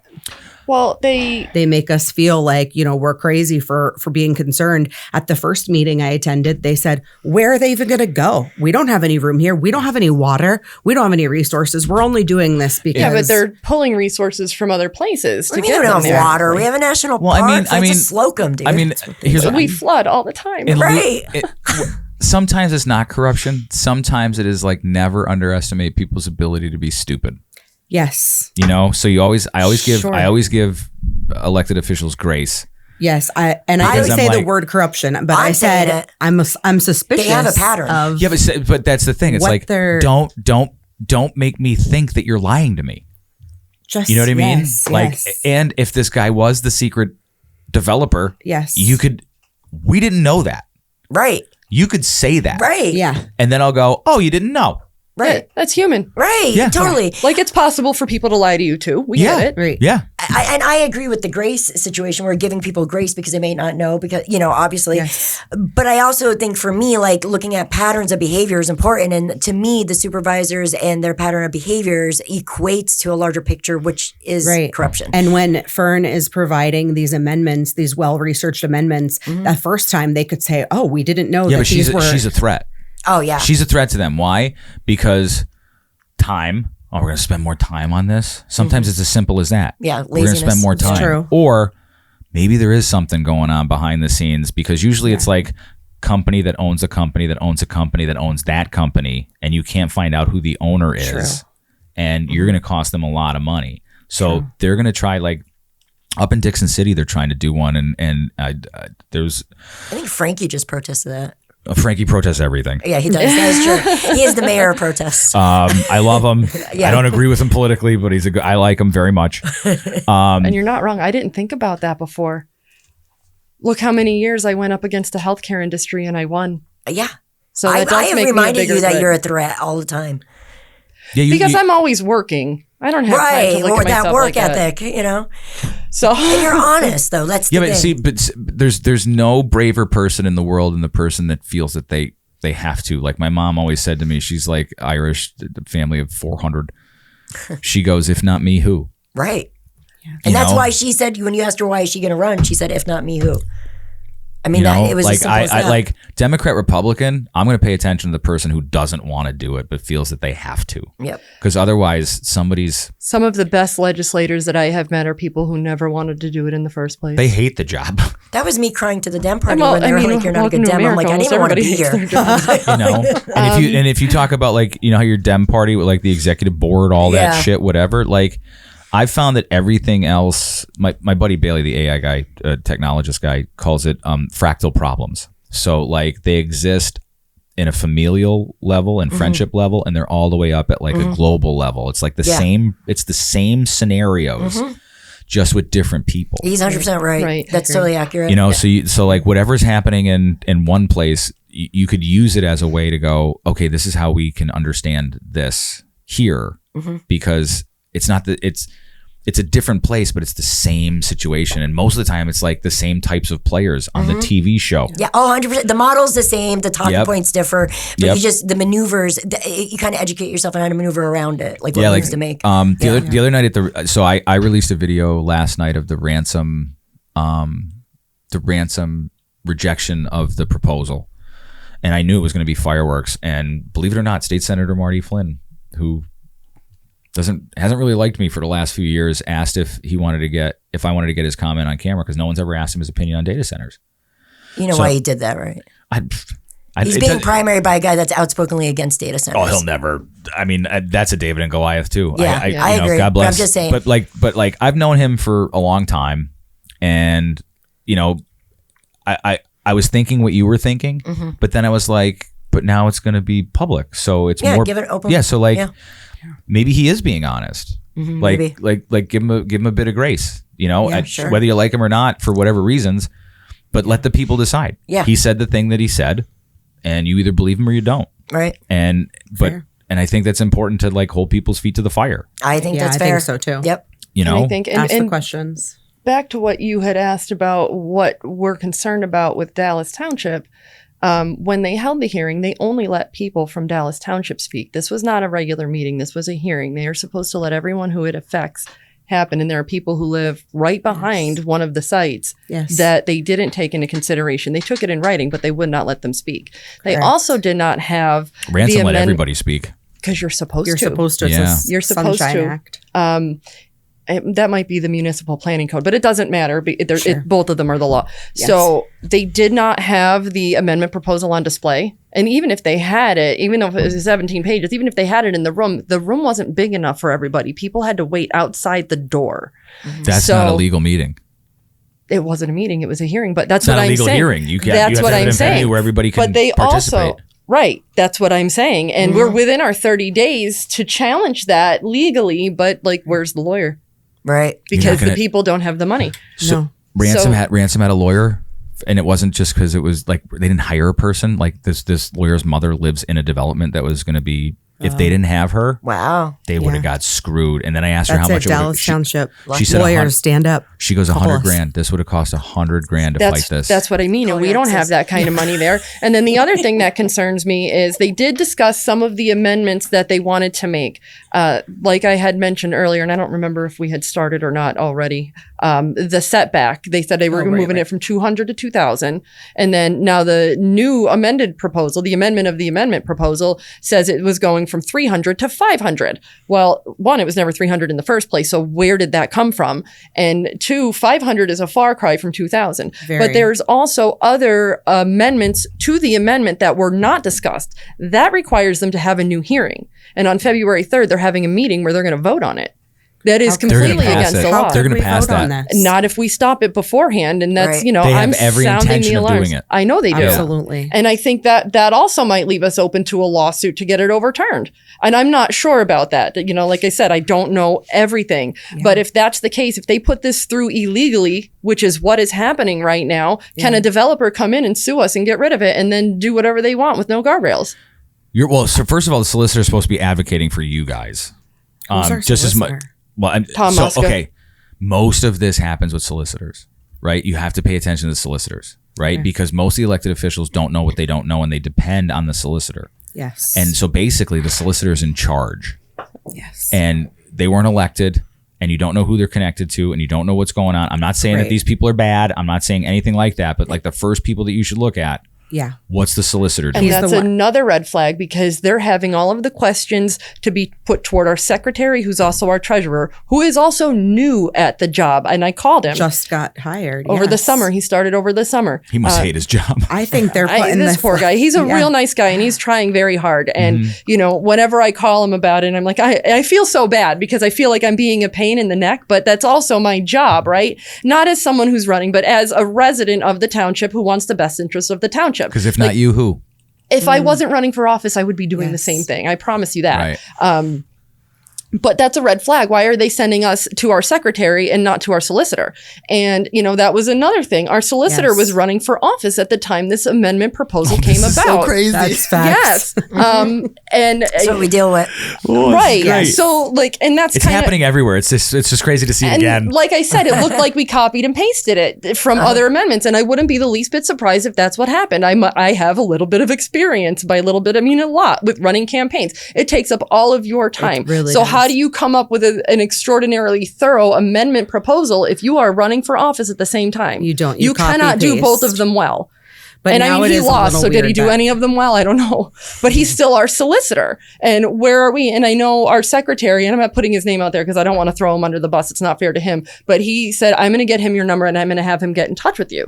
And I said, and I told him what my fears were. Like, I'm afraid that this is all for nothing. This is all moot. Yeah. And you know, if we're not here standing up for our community, and if you're not here representing our community and what the community wants, what the hell are you doing here?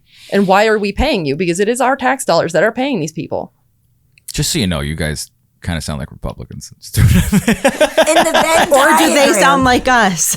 Everything is painted In the- so differently. No, in the we Venn have so diagram of much politics, alike. though, like there's an overlap. We're so much alike, and people's Yeah. eyes. we have more in just common fall than we out do of their- apart. Yes. Exactly. People's eyes fall out of their heads when I say that lately, but I'm riding this train to the end. You That do we it. have so much in common, Yes. and like I'm so sick of it. That's why I when we took- knock doors and people are like, "Oh, Shannon, how come you know?" I'm always like, "I'll go on a Republican door," Yeah. and everyone's like, "Oh, it's scary." I'm Yeah, like, don't "No, know. dude, it's not."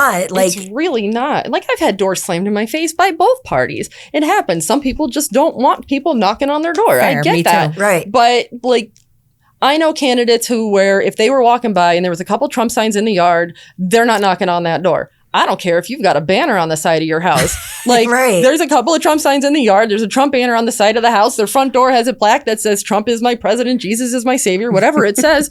I'm going to ring the doorbell and talk Right. to you. Do you know why I think that they do that?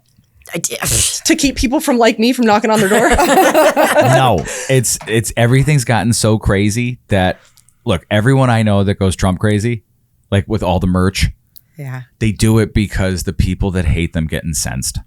That's the only reason they do it. It's like wearing rage baiting. no, okay. So it's like going to the Phillies game and you're sitting on the Phillies side, or Eagles game and you're sitting on the Eagles side with your Giants jersey on.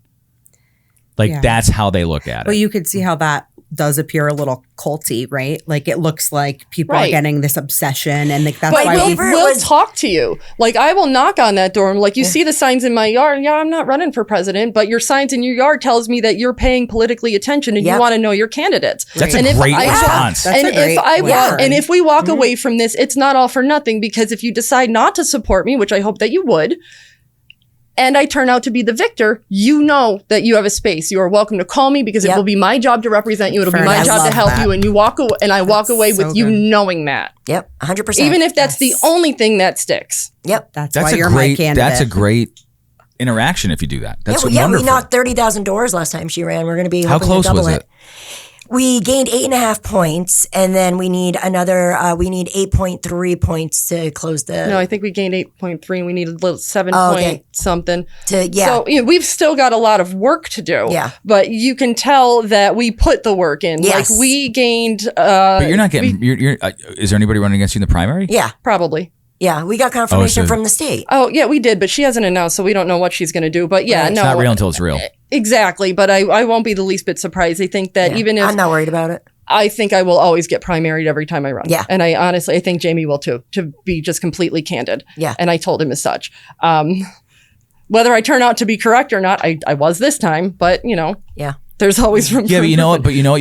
You got all the name wreck over the last election, and people are getting really pissed off at other people about what they're doing. And she's doing the work. Like, she's rolling up her sleeves. Yeah, people don't see that. Like, as much as I want to believe that, like most people don't know who their local elected officials are. Like, I can't tell you how many times it's like, do you know who your state rep is? And they're like, I have no idea. Well, she's like the shadow rep, I swear. Like so if we you asked how I got involved with the data centers. It's because people in the district started calling me and asking me what I knew about them. And I'm like, nothing. Let me get back to you in a couple of days. And then it was like, oh my God.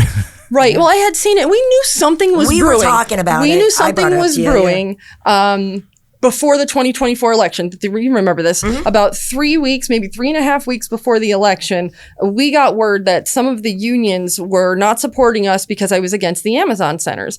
And we were like, what are you talking about? Yeah, we're like, what and we Amazon thought they were centers? distribution centers that they were talking about. And I'm like, if there were distribution centers coming to my district, I would have known about it. There've been hundreds of jobs. Yeah, and I don't see why I would be against that. Yeah, hundreds of jobs. And then we found out it was something with an energy company, Cortera. And I think they rebranded. I don't remember what they were before, but they were the people behind Dimick. Yes. And they wanted to power it. And then we found out there was a lot of backroom deals with whatever was going on. So it got put on my radar. Fracking water as a dust suppressant in Wyoming County. Oh, I remember that. Yeah. Yeah. I would like So to see we my were- TikTok video saying their name got taken down. So that's Did it really? that was put on our, that's how it was put on our, like, we knew something was brewing, but we didn't know exactly what. And we knew it had something to do with Amazon or any large corporation because they did change that around a little bit on us. But I mean, that doesn't matter because this was, They call it AWS now, don't they?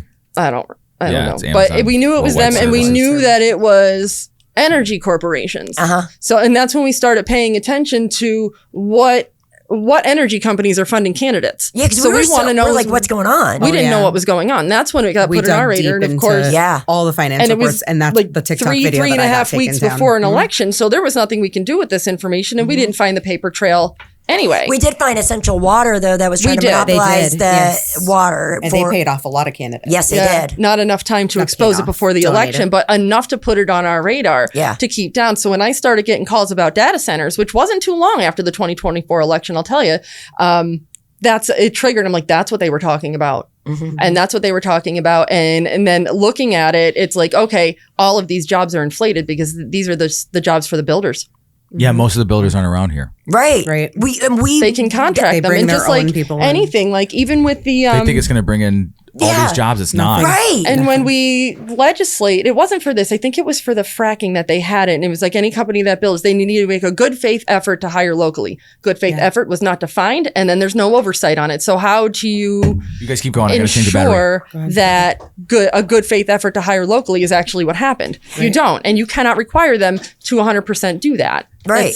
That's the thing. So, and I would think that. And then what they do hire, it's usually temporary, just for a couple of months, and then they bring in-house employees because they're specialized jobs that generally people in our area wouldn't have, right. So they bring people already in. And I saw someone point out, and it just a common sense point, where they were looking at aerial views of these data centers in other states, and the buildings are huge and the parking lots are small. If you're bringing in all of these jobs, how come you don't have the capacity to park? Well, I mean, most of it would be remote, right? Like, because you'd be managing software and whatnot, and then whatever hardware you had to manage, you would just have maybe akin to a janitor there, or someone regulating controls, whatever. There's maybe 10 jobs or more, but I doubt it will be hired local, though. I think it would be in-house. There is a proposed data center in.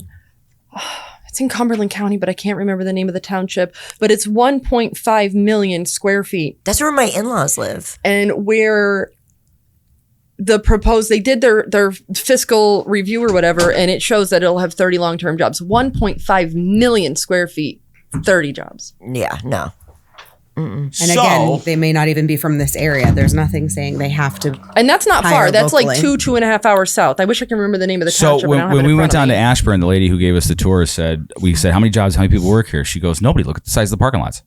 Mm-hmm. She goes, maybe like 10, 15 people. That's it. Right. And a lot of the IT stuff is outsourced to like India. Specialists. Yeah, it's crazy. Sorry about that. I had to change a battery. You're good. Okay, we're pushing to almost 2 hours. It goes by fast, doesn't it? Yeah, this has been great. Yeah. All right, so let's get to. I had all these questions for Fern, and then you guys showed up and you made it better. So,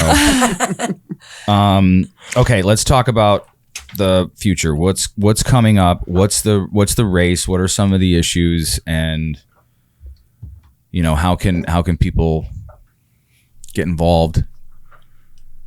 Or do we have to defer to her again? No, I mean, it all comes down to affordability, right? Like, all of our mortgages just went up because our taxes went up. Insurance companies, they're not profitable anymore. So now they are raising the rates on everybody, and they're canceling people who don't have a roof that's 15 years or younger. And so if you had a 30-year warranty on your roof, it doesn't matter. I know mine went up quite a bit. Yours went up quite a bit. All of our rates are about to jump. And, anybody who goes to a grocery store to buy their food is feeling the squeeze. There's got to be something that we can do. Grow and your I know, food yeah, and grow get a your wood food. burner, man. No, There's got to be something that are you people gonna other than subsidize that? Shannon does, right? And I know You that subsidize it, I'll do it. I know we can't lower the grocery stores, but we do have control over the tax code, and someone's got to be willing to sit down and figure out where we can save the money, because right now, our kitchen table issues is that we can't afford to sit at our kitchen table. Well, do you think that somebody said to me that inflation is a tax by a different name? Do you think that the local, because look, all politics is local, right? As much as people want to get divisive over the daytime soap opera of national politics, what really affects you is the local stuff. Yeah. The smaller the government, the faster it hits you. Yes. And do you think that, this is what I think, is that a lot of, there is a lot of waste, fraud, and abuse in the government. Yes. Every government. Some to a lesser degree, some to a monumental degree. Do you think there's something that can be done in the state or locally because it's just remember what I said before, they're not going to cure cancer because the whole industry will go away? Mm-hmm. There's a lot of people who work for government that are probably unnecessary. And I think that's not to say that they're unnecessary as human beings, but they're unnecessary to be in the government. Yeah. And we're not doing enough to build jobs elsewhere. And we're filling, and you're not wrong. There are a lot of filler positions, and it seems to be a who you know, a who you know. So and that is something. And we say that's another thing that there's no oversight on. Mm-hmm. There's oversight on the people, but there's not oversight on the government. Right. So yeah, that is an area that we should definitely look at. And I'm for it. Not that I'm for people not having jobs, but there are other industries that we can bring here besides energy. We're never for fraud. Yeah, Democrats, Republicans, none of us want fraud. Right. And I understand redundancy, and that's what I think he's speaking about. It's almost redundant. A lot of the times there's jobs that are made because your nephew needs a job and they want to get him off the couch, and that happens. And I used to describe politics this way. You vote for the prom king or queen, and then unfortunately the cool kids table comes to run everything, and none of them are qualified to do it. Right. And that's what most of government is in my experience. Magic card players are way cooler.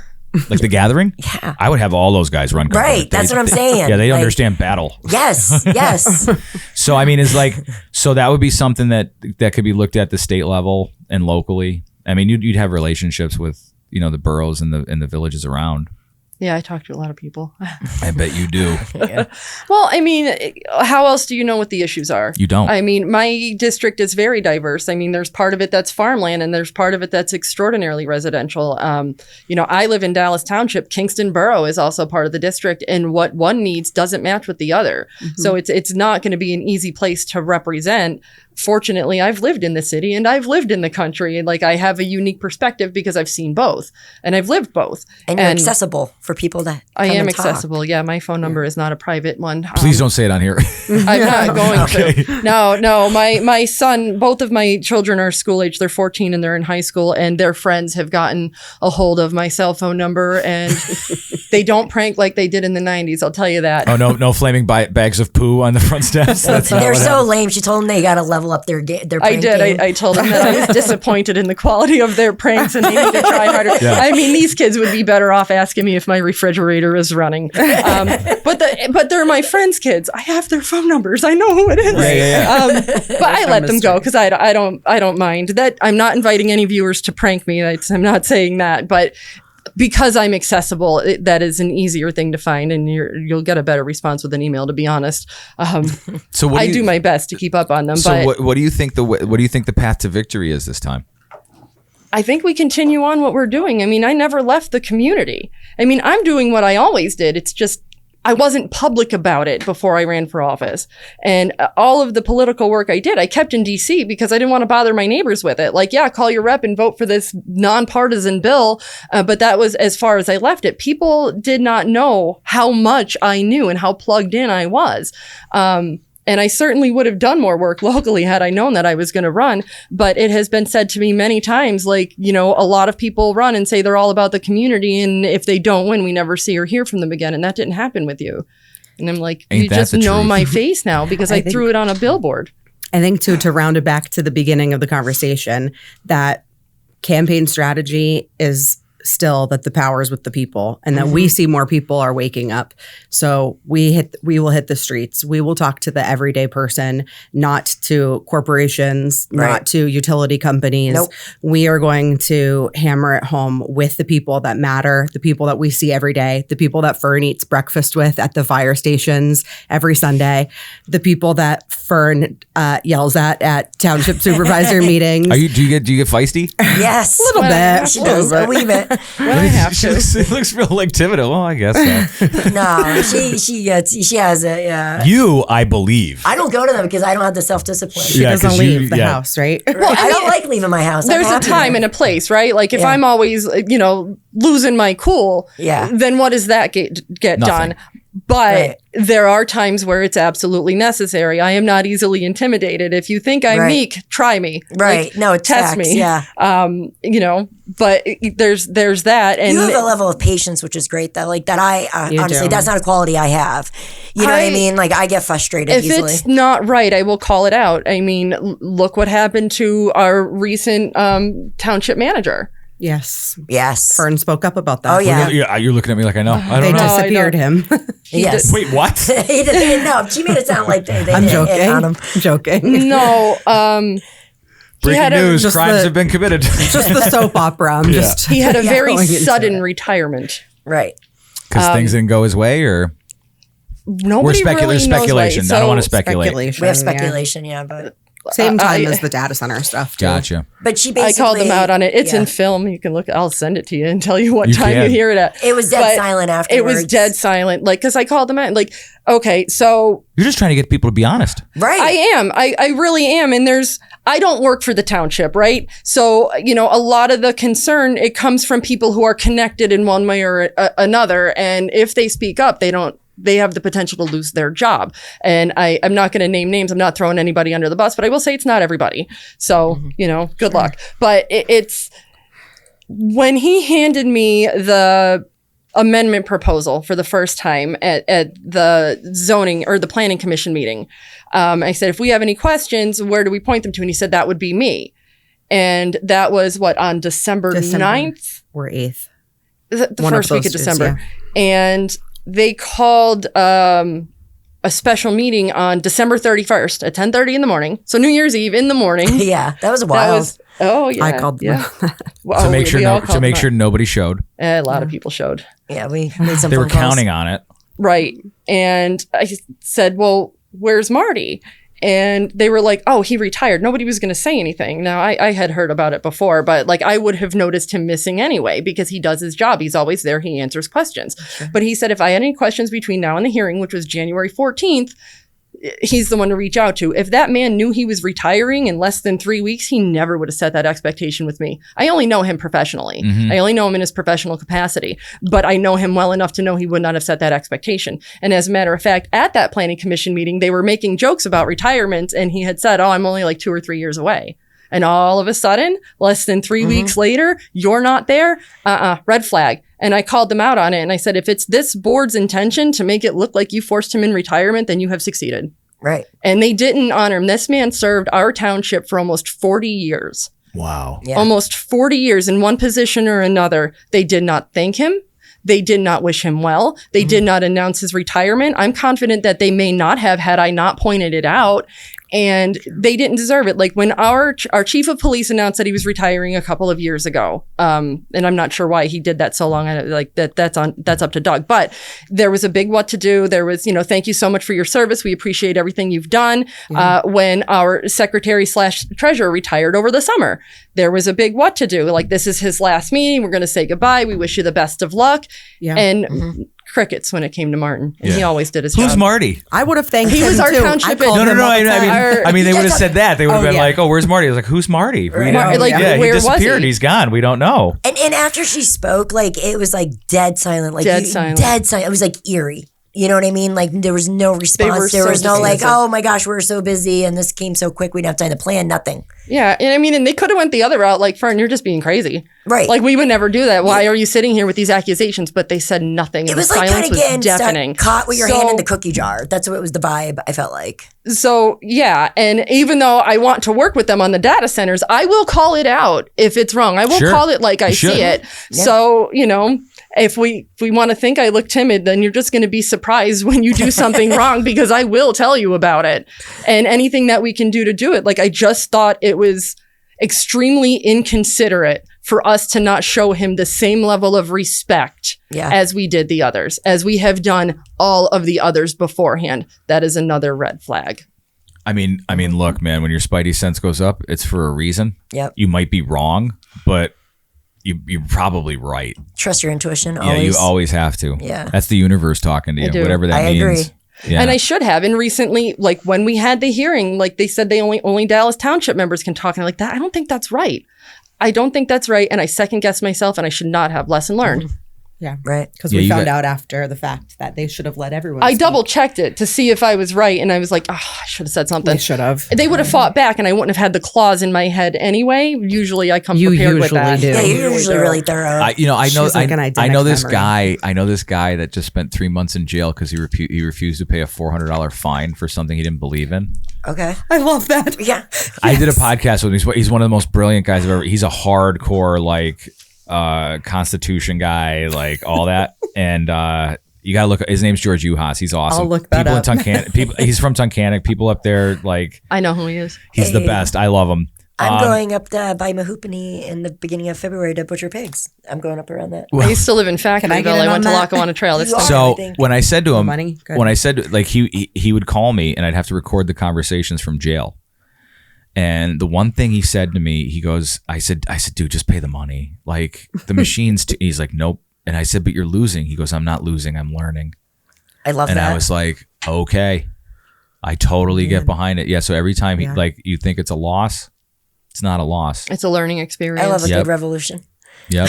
That's very interesting. and that's kind Without of violence, hopefully. I'm know? hoping it's all a high five revolution. Yeah. Right. And I mean, and that's kind of where we're going with the campaign. Like we have learned a lot in the last couple of years because, I know a lot about political process, and I know, I always joke, I know how it's supposed to work, and I know how people think it works, and I know how it actually works. Yeah. And those 3 sentences have the word works in common, and that's about it. But I also know that hard work pays off. It may have taken a decade to get that bill passed, but we did. I think you should definitely be proud of that. Doing it. absolutely. It's, aside from my kids being good humans, it's probably the next thing that I am most proud of. So we worked very, very hard for that. And when I first started, I had no idea what I was doing. I was very green. And they just said, this bill is in Congress. Just keep an eye out. And I was like, my sons, I can't. These are thousands of dollars for someone like me. Yeah. They're not like that for other people, but mine needed to be custom made because they were babies. And I kept my eye on it from DC. I hauled my butt down there with the Lymphedema Advocacy group faster than you can blink. And that's when I started. I was very green. I had no idea what I was doing. I had no idea who my congressman was. I didn't know that there were state senators and U.S. senators. I had no idea any of that. And I got a crash course and I learned real quick how one bad of the it things, was. Though, you taught me that I thought was really cool was when you first started speaking publicly, when we first started doing this, was rules reform, and how both parties have to agree that that's things have to go to committee, then they come out, and then how bipartisan bills are only heard one day out of the year or something. Oh, yeah. I think that is a great thing. So for anybody who doesn't know, the rules are the first thing that gets voted on every session in the state house. Okay. A lot. And they change a little bit. There's a little bit of nuance in there, but it's usually the first thing you vote on. It is a very, very large bill, and most people don't even know what they're voting on, especially the new people. And the way that it is set up is that you write a bill, it goes to committee, and then if the chair of that committee doesn't like your bill, it dies. Yep. And if you manage to get it out of committee, if the House Majority Leader doesn't like it, your bill dies. If the Speaker doesn't like it, your bill dies. And they have a similar system in the Senate. So every single bill, only 6 people matter. Isn't that crazy? Yeah. Only 6 people. So when you are voting for something like that, you are voting away your right to represent your people. And I know that there are some other areas where they have what is called a birthday bill. I don't know what it's officially called, but like each rep gets one bill that just goes right to the floor and is open for discussion. It doesn't mean it's going to pass. It doesn't mean that it's going to instantly become law, but it is something that you are working on for your constituents that would otherwise not be heard because it's going to be left up to the donors of the chair of that committee. Right. I said what I said. So I think that is something that a lot of people don't know. And I think that a lot of bills are not going to get through until we are able to change that. And that is not part of the Pennsylvania Constitution. That is something that we can set. That is something that can absolutely be changed. And I don't know how long it's been in place, but when I started looking at state government and why don't we get anything done, I think we're the second largest state government in the country. As far as like legislators? I think we're the second. But it's but we have 253 and only 6 of them matter on any given bill. I mean, if that isn't corruption, if that isn't... Right. And it's both parties voting. It doesn't matter who the majority is. They both vote to have that. Yeah. And they did. And I think that a lot more progress, dare I use the word progress in politics, but it would be made if that wasn't in place. I think I think it's a real shame that when you have that... You're handcuffed. Right. You can't even On do purpose. the job you're exactly. But until people know about it, and that's the problem. A lot of people don't know, and then you have a lot of people who want to go in there, but even representatives who don't realize it until it's too late because it's the first thing you vote on. And no way you had time to read it. You think they'd be like, all right, next year we'll catch that, and then they don't. Because my the cycle are falling in continues. line. Once again, they choose obedience. My right? buddy. It's not a hot topic issue, and it should be. My buddy was chief of staff for a state rep here, and he told me one day, he goes, everybody gets corrupted in the first 2 weeks when they get in there. Everybody. I don't believe everybody does, though. I think if you don't know, that's why I warn all the state reps now. I'm like, for the first 2 weeks, be steely-eyed, man. Don't take meetings with crazy people or hear them out, but don't make any decisions, blah, blah, blah. You got to stick to your guns. Jamie's one of those people. Yeah. He said the first 2 weeks was brutal. I believe it. I know that. I mean, you grew up, though. You grew up in a way that, is it comparable? She grew up through foster homes. She's been through a lot of stuff. So I think, everything's all relative. So as much as it might be brutal for someone that isn't used to hardship, someone that's been through it, I think she'll just You probably have a good constitution. She does. I did not know how much I had been through until I ran for office and had to look back on it because I'm always moving forward. To me, it's not how many times you get knocked down. It's as long as that number is one less than the times you've gotten up, you're good. Right. But I am aware that, if you don't play their game, and I won't, they will put you on committees that have nothing to do with your district. They will make sure that you sit on committees with people they know that you can't stand. Things like that, like the internal stuff. They'll make sure that money doesn't go to your district. So they never met our local Dem party, so you're built for this. We don't give money anyway. Back to the high school lunch table, man. Yep. It's like nothing's changed. Yeah, they'll make you hate your job. They do that for me as a campaign manager, what they do, or resources and stuff. And I'm just like, okay, whatever, dude. I was like, you ain't it. I'll find another one. So are you going to have a primary challenger? Yes. Or you don't know? We were told we Yes. It's right now it's not on the books, but yeah. Mm-hmm. Are you, and I'm not asking this expecting an answer, but if depending on who wins the primary, is there support there on the other side? What do you mean? Well, in other words, for instance, if I was running for office against somebody else in the primary and then the other person won the primary, I I would have the choice of whether to support that person or just not participate I understand. for the general. Would we support It's going to them? depend on who it is. Well, if it's who I think it is, I'd say more than likely we would probably shy away from supporting them. Okay. It depends if their values would align with ours. If we, Look, man, Democrat Republican is a softball T-shirt, man. It like they interchange those all the time, and I don't give a damn. Yeah, it's- as long as you're a good person and you try not to Games. lie. yeah. Yeah, I don't think this particular person, if it is who it is, we believe isn't really doesn't mirror our values. So we probably We know That's how fair. this person operates politically. If it is who we think it is, and I don't want to. Yeah, In it's case not our this person place. doesn't run, Right. I don't want to. It's not our place. No, we don't have to put say that anything. light on there. I was just But curious. we know how this person operates politically, and if it is there, then no.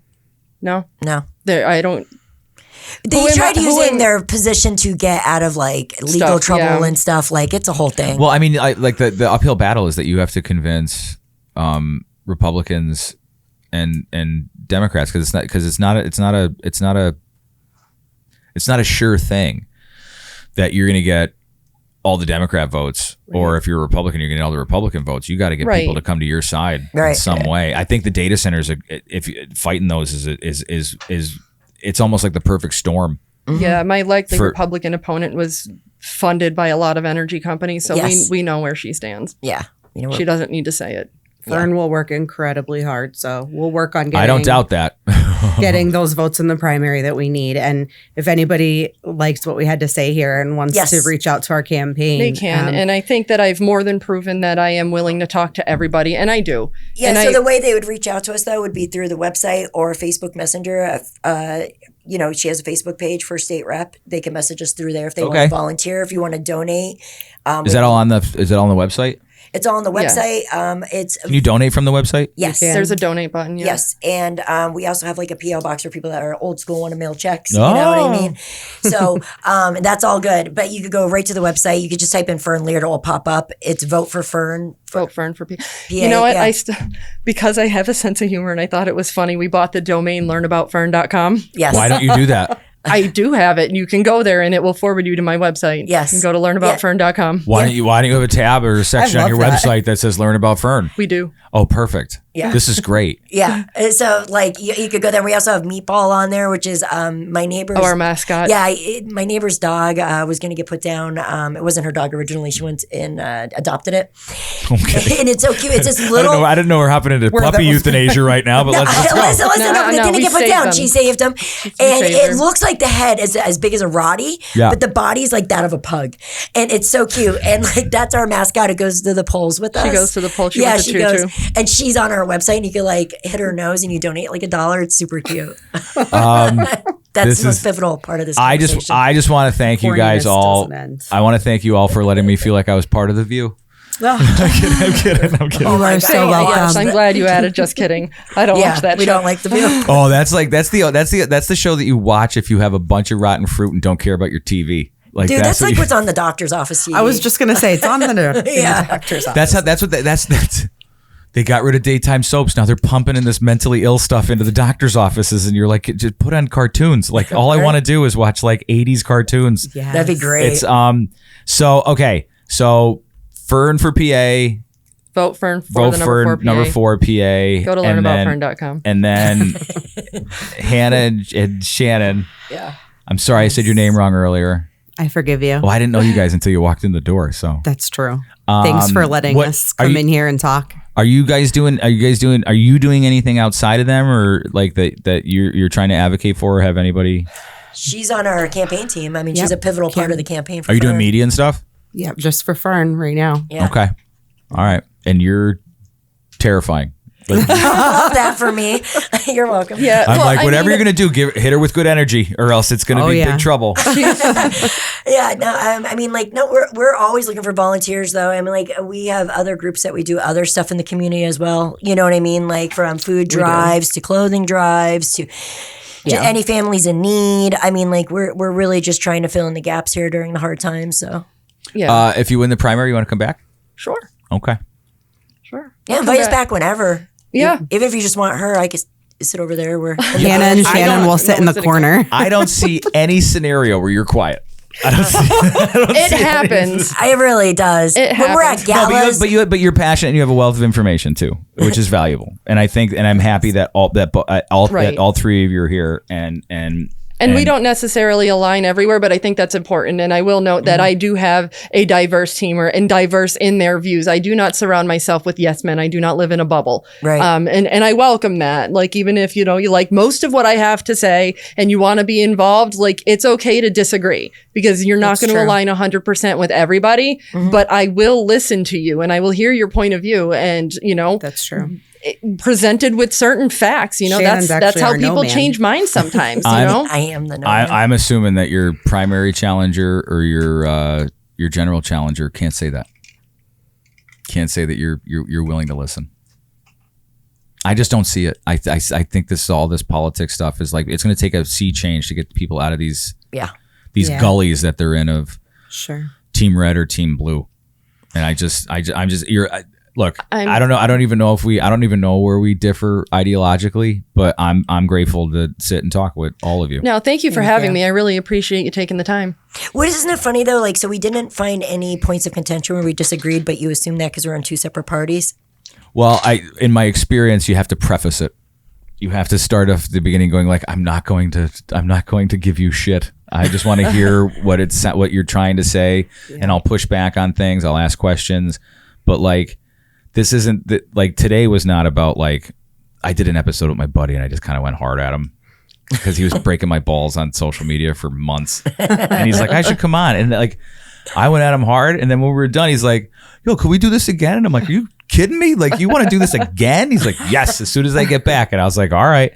That's a good friend. But I think, we forgot about like how to have civil discourse. We forgot about how to be able to talk to each other and not look at each other as like the devil because of who you voted for. And I think that's just, I don't know how we got there. It's the dumbest thing in the world, especially when you look at the efficacy of it, because there is none.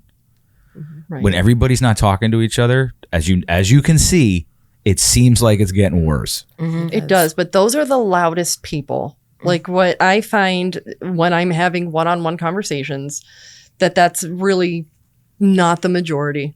At least in my district. I don't go knocking doors. If I'm going to be honest, we had the Republicans reach out to us. They were split last time you ran in 2024. The Republicans reached out to us, and like I would say like 49% of them were like all about Fern.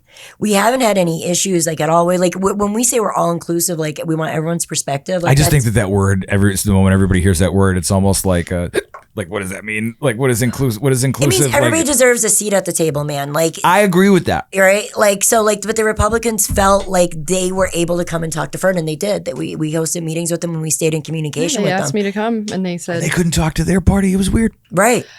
And they had said that too. They said we can't get They were very upset. They were very upset they couldn't get that candidate to the table. And I was like, but your constituents, and isn't it my job to hear what you have to say? You live here. Yeah. And should I be the victor? The decisions that I make down there would affect you. And I want to know what you think. And I got like long-term friendships out of that meeting. Me too. Yeah.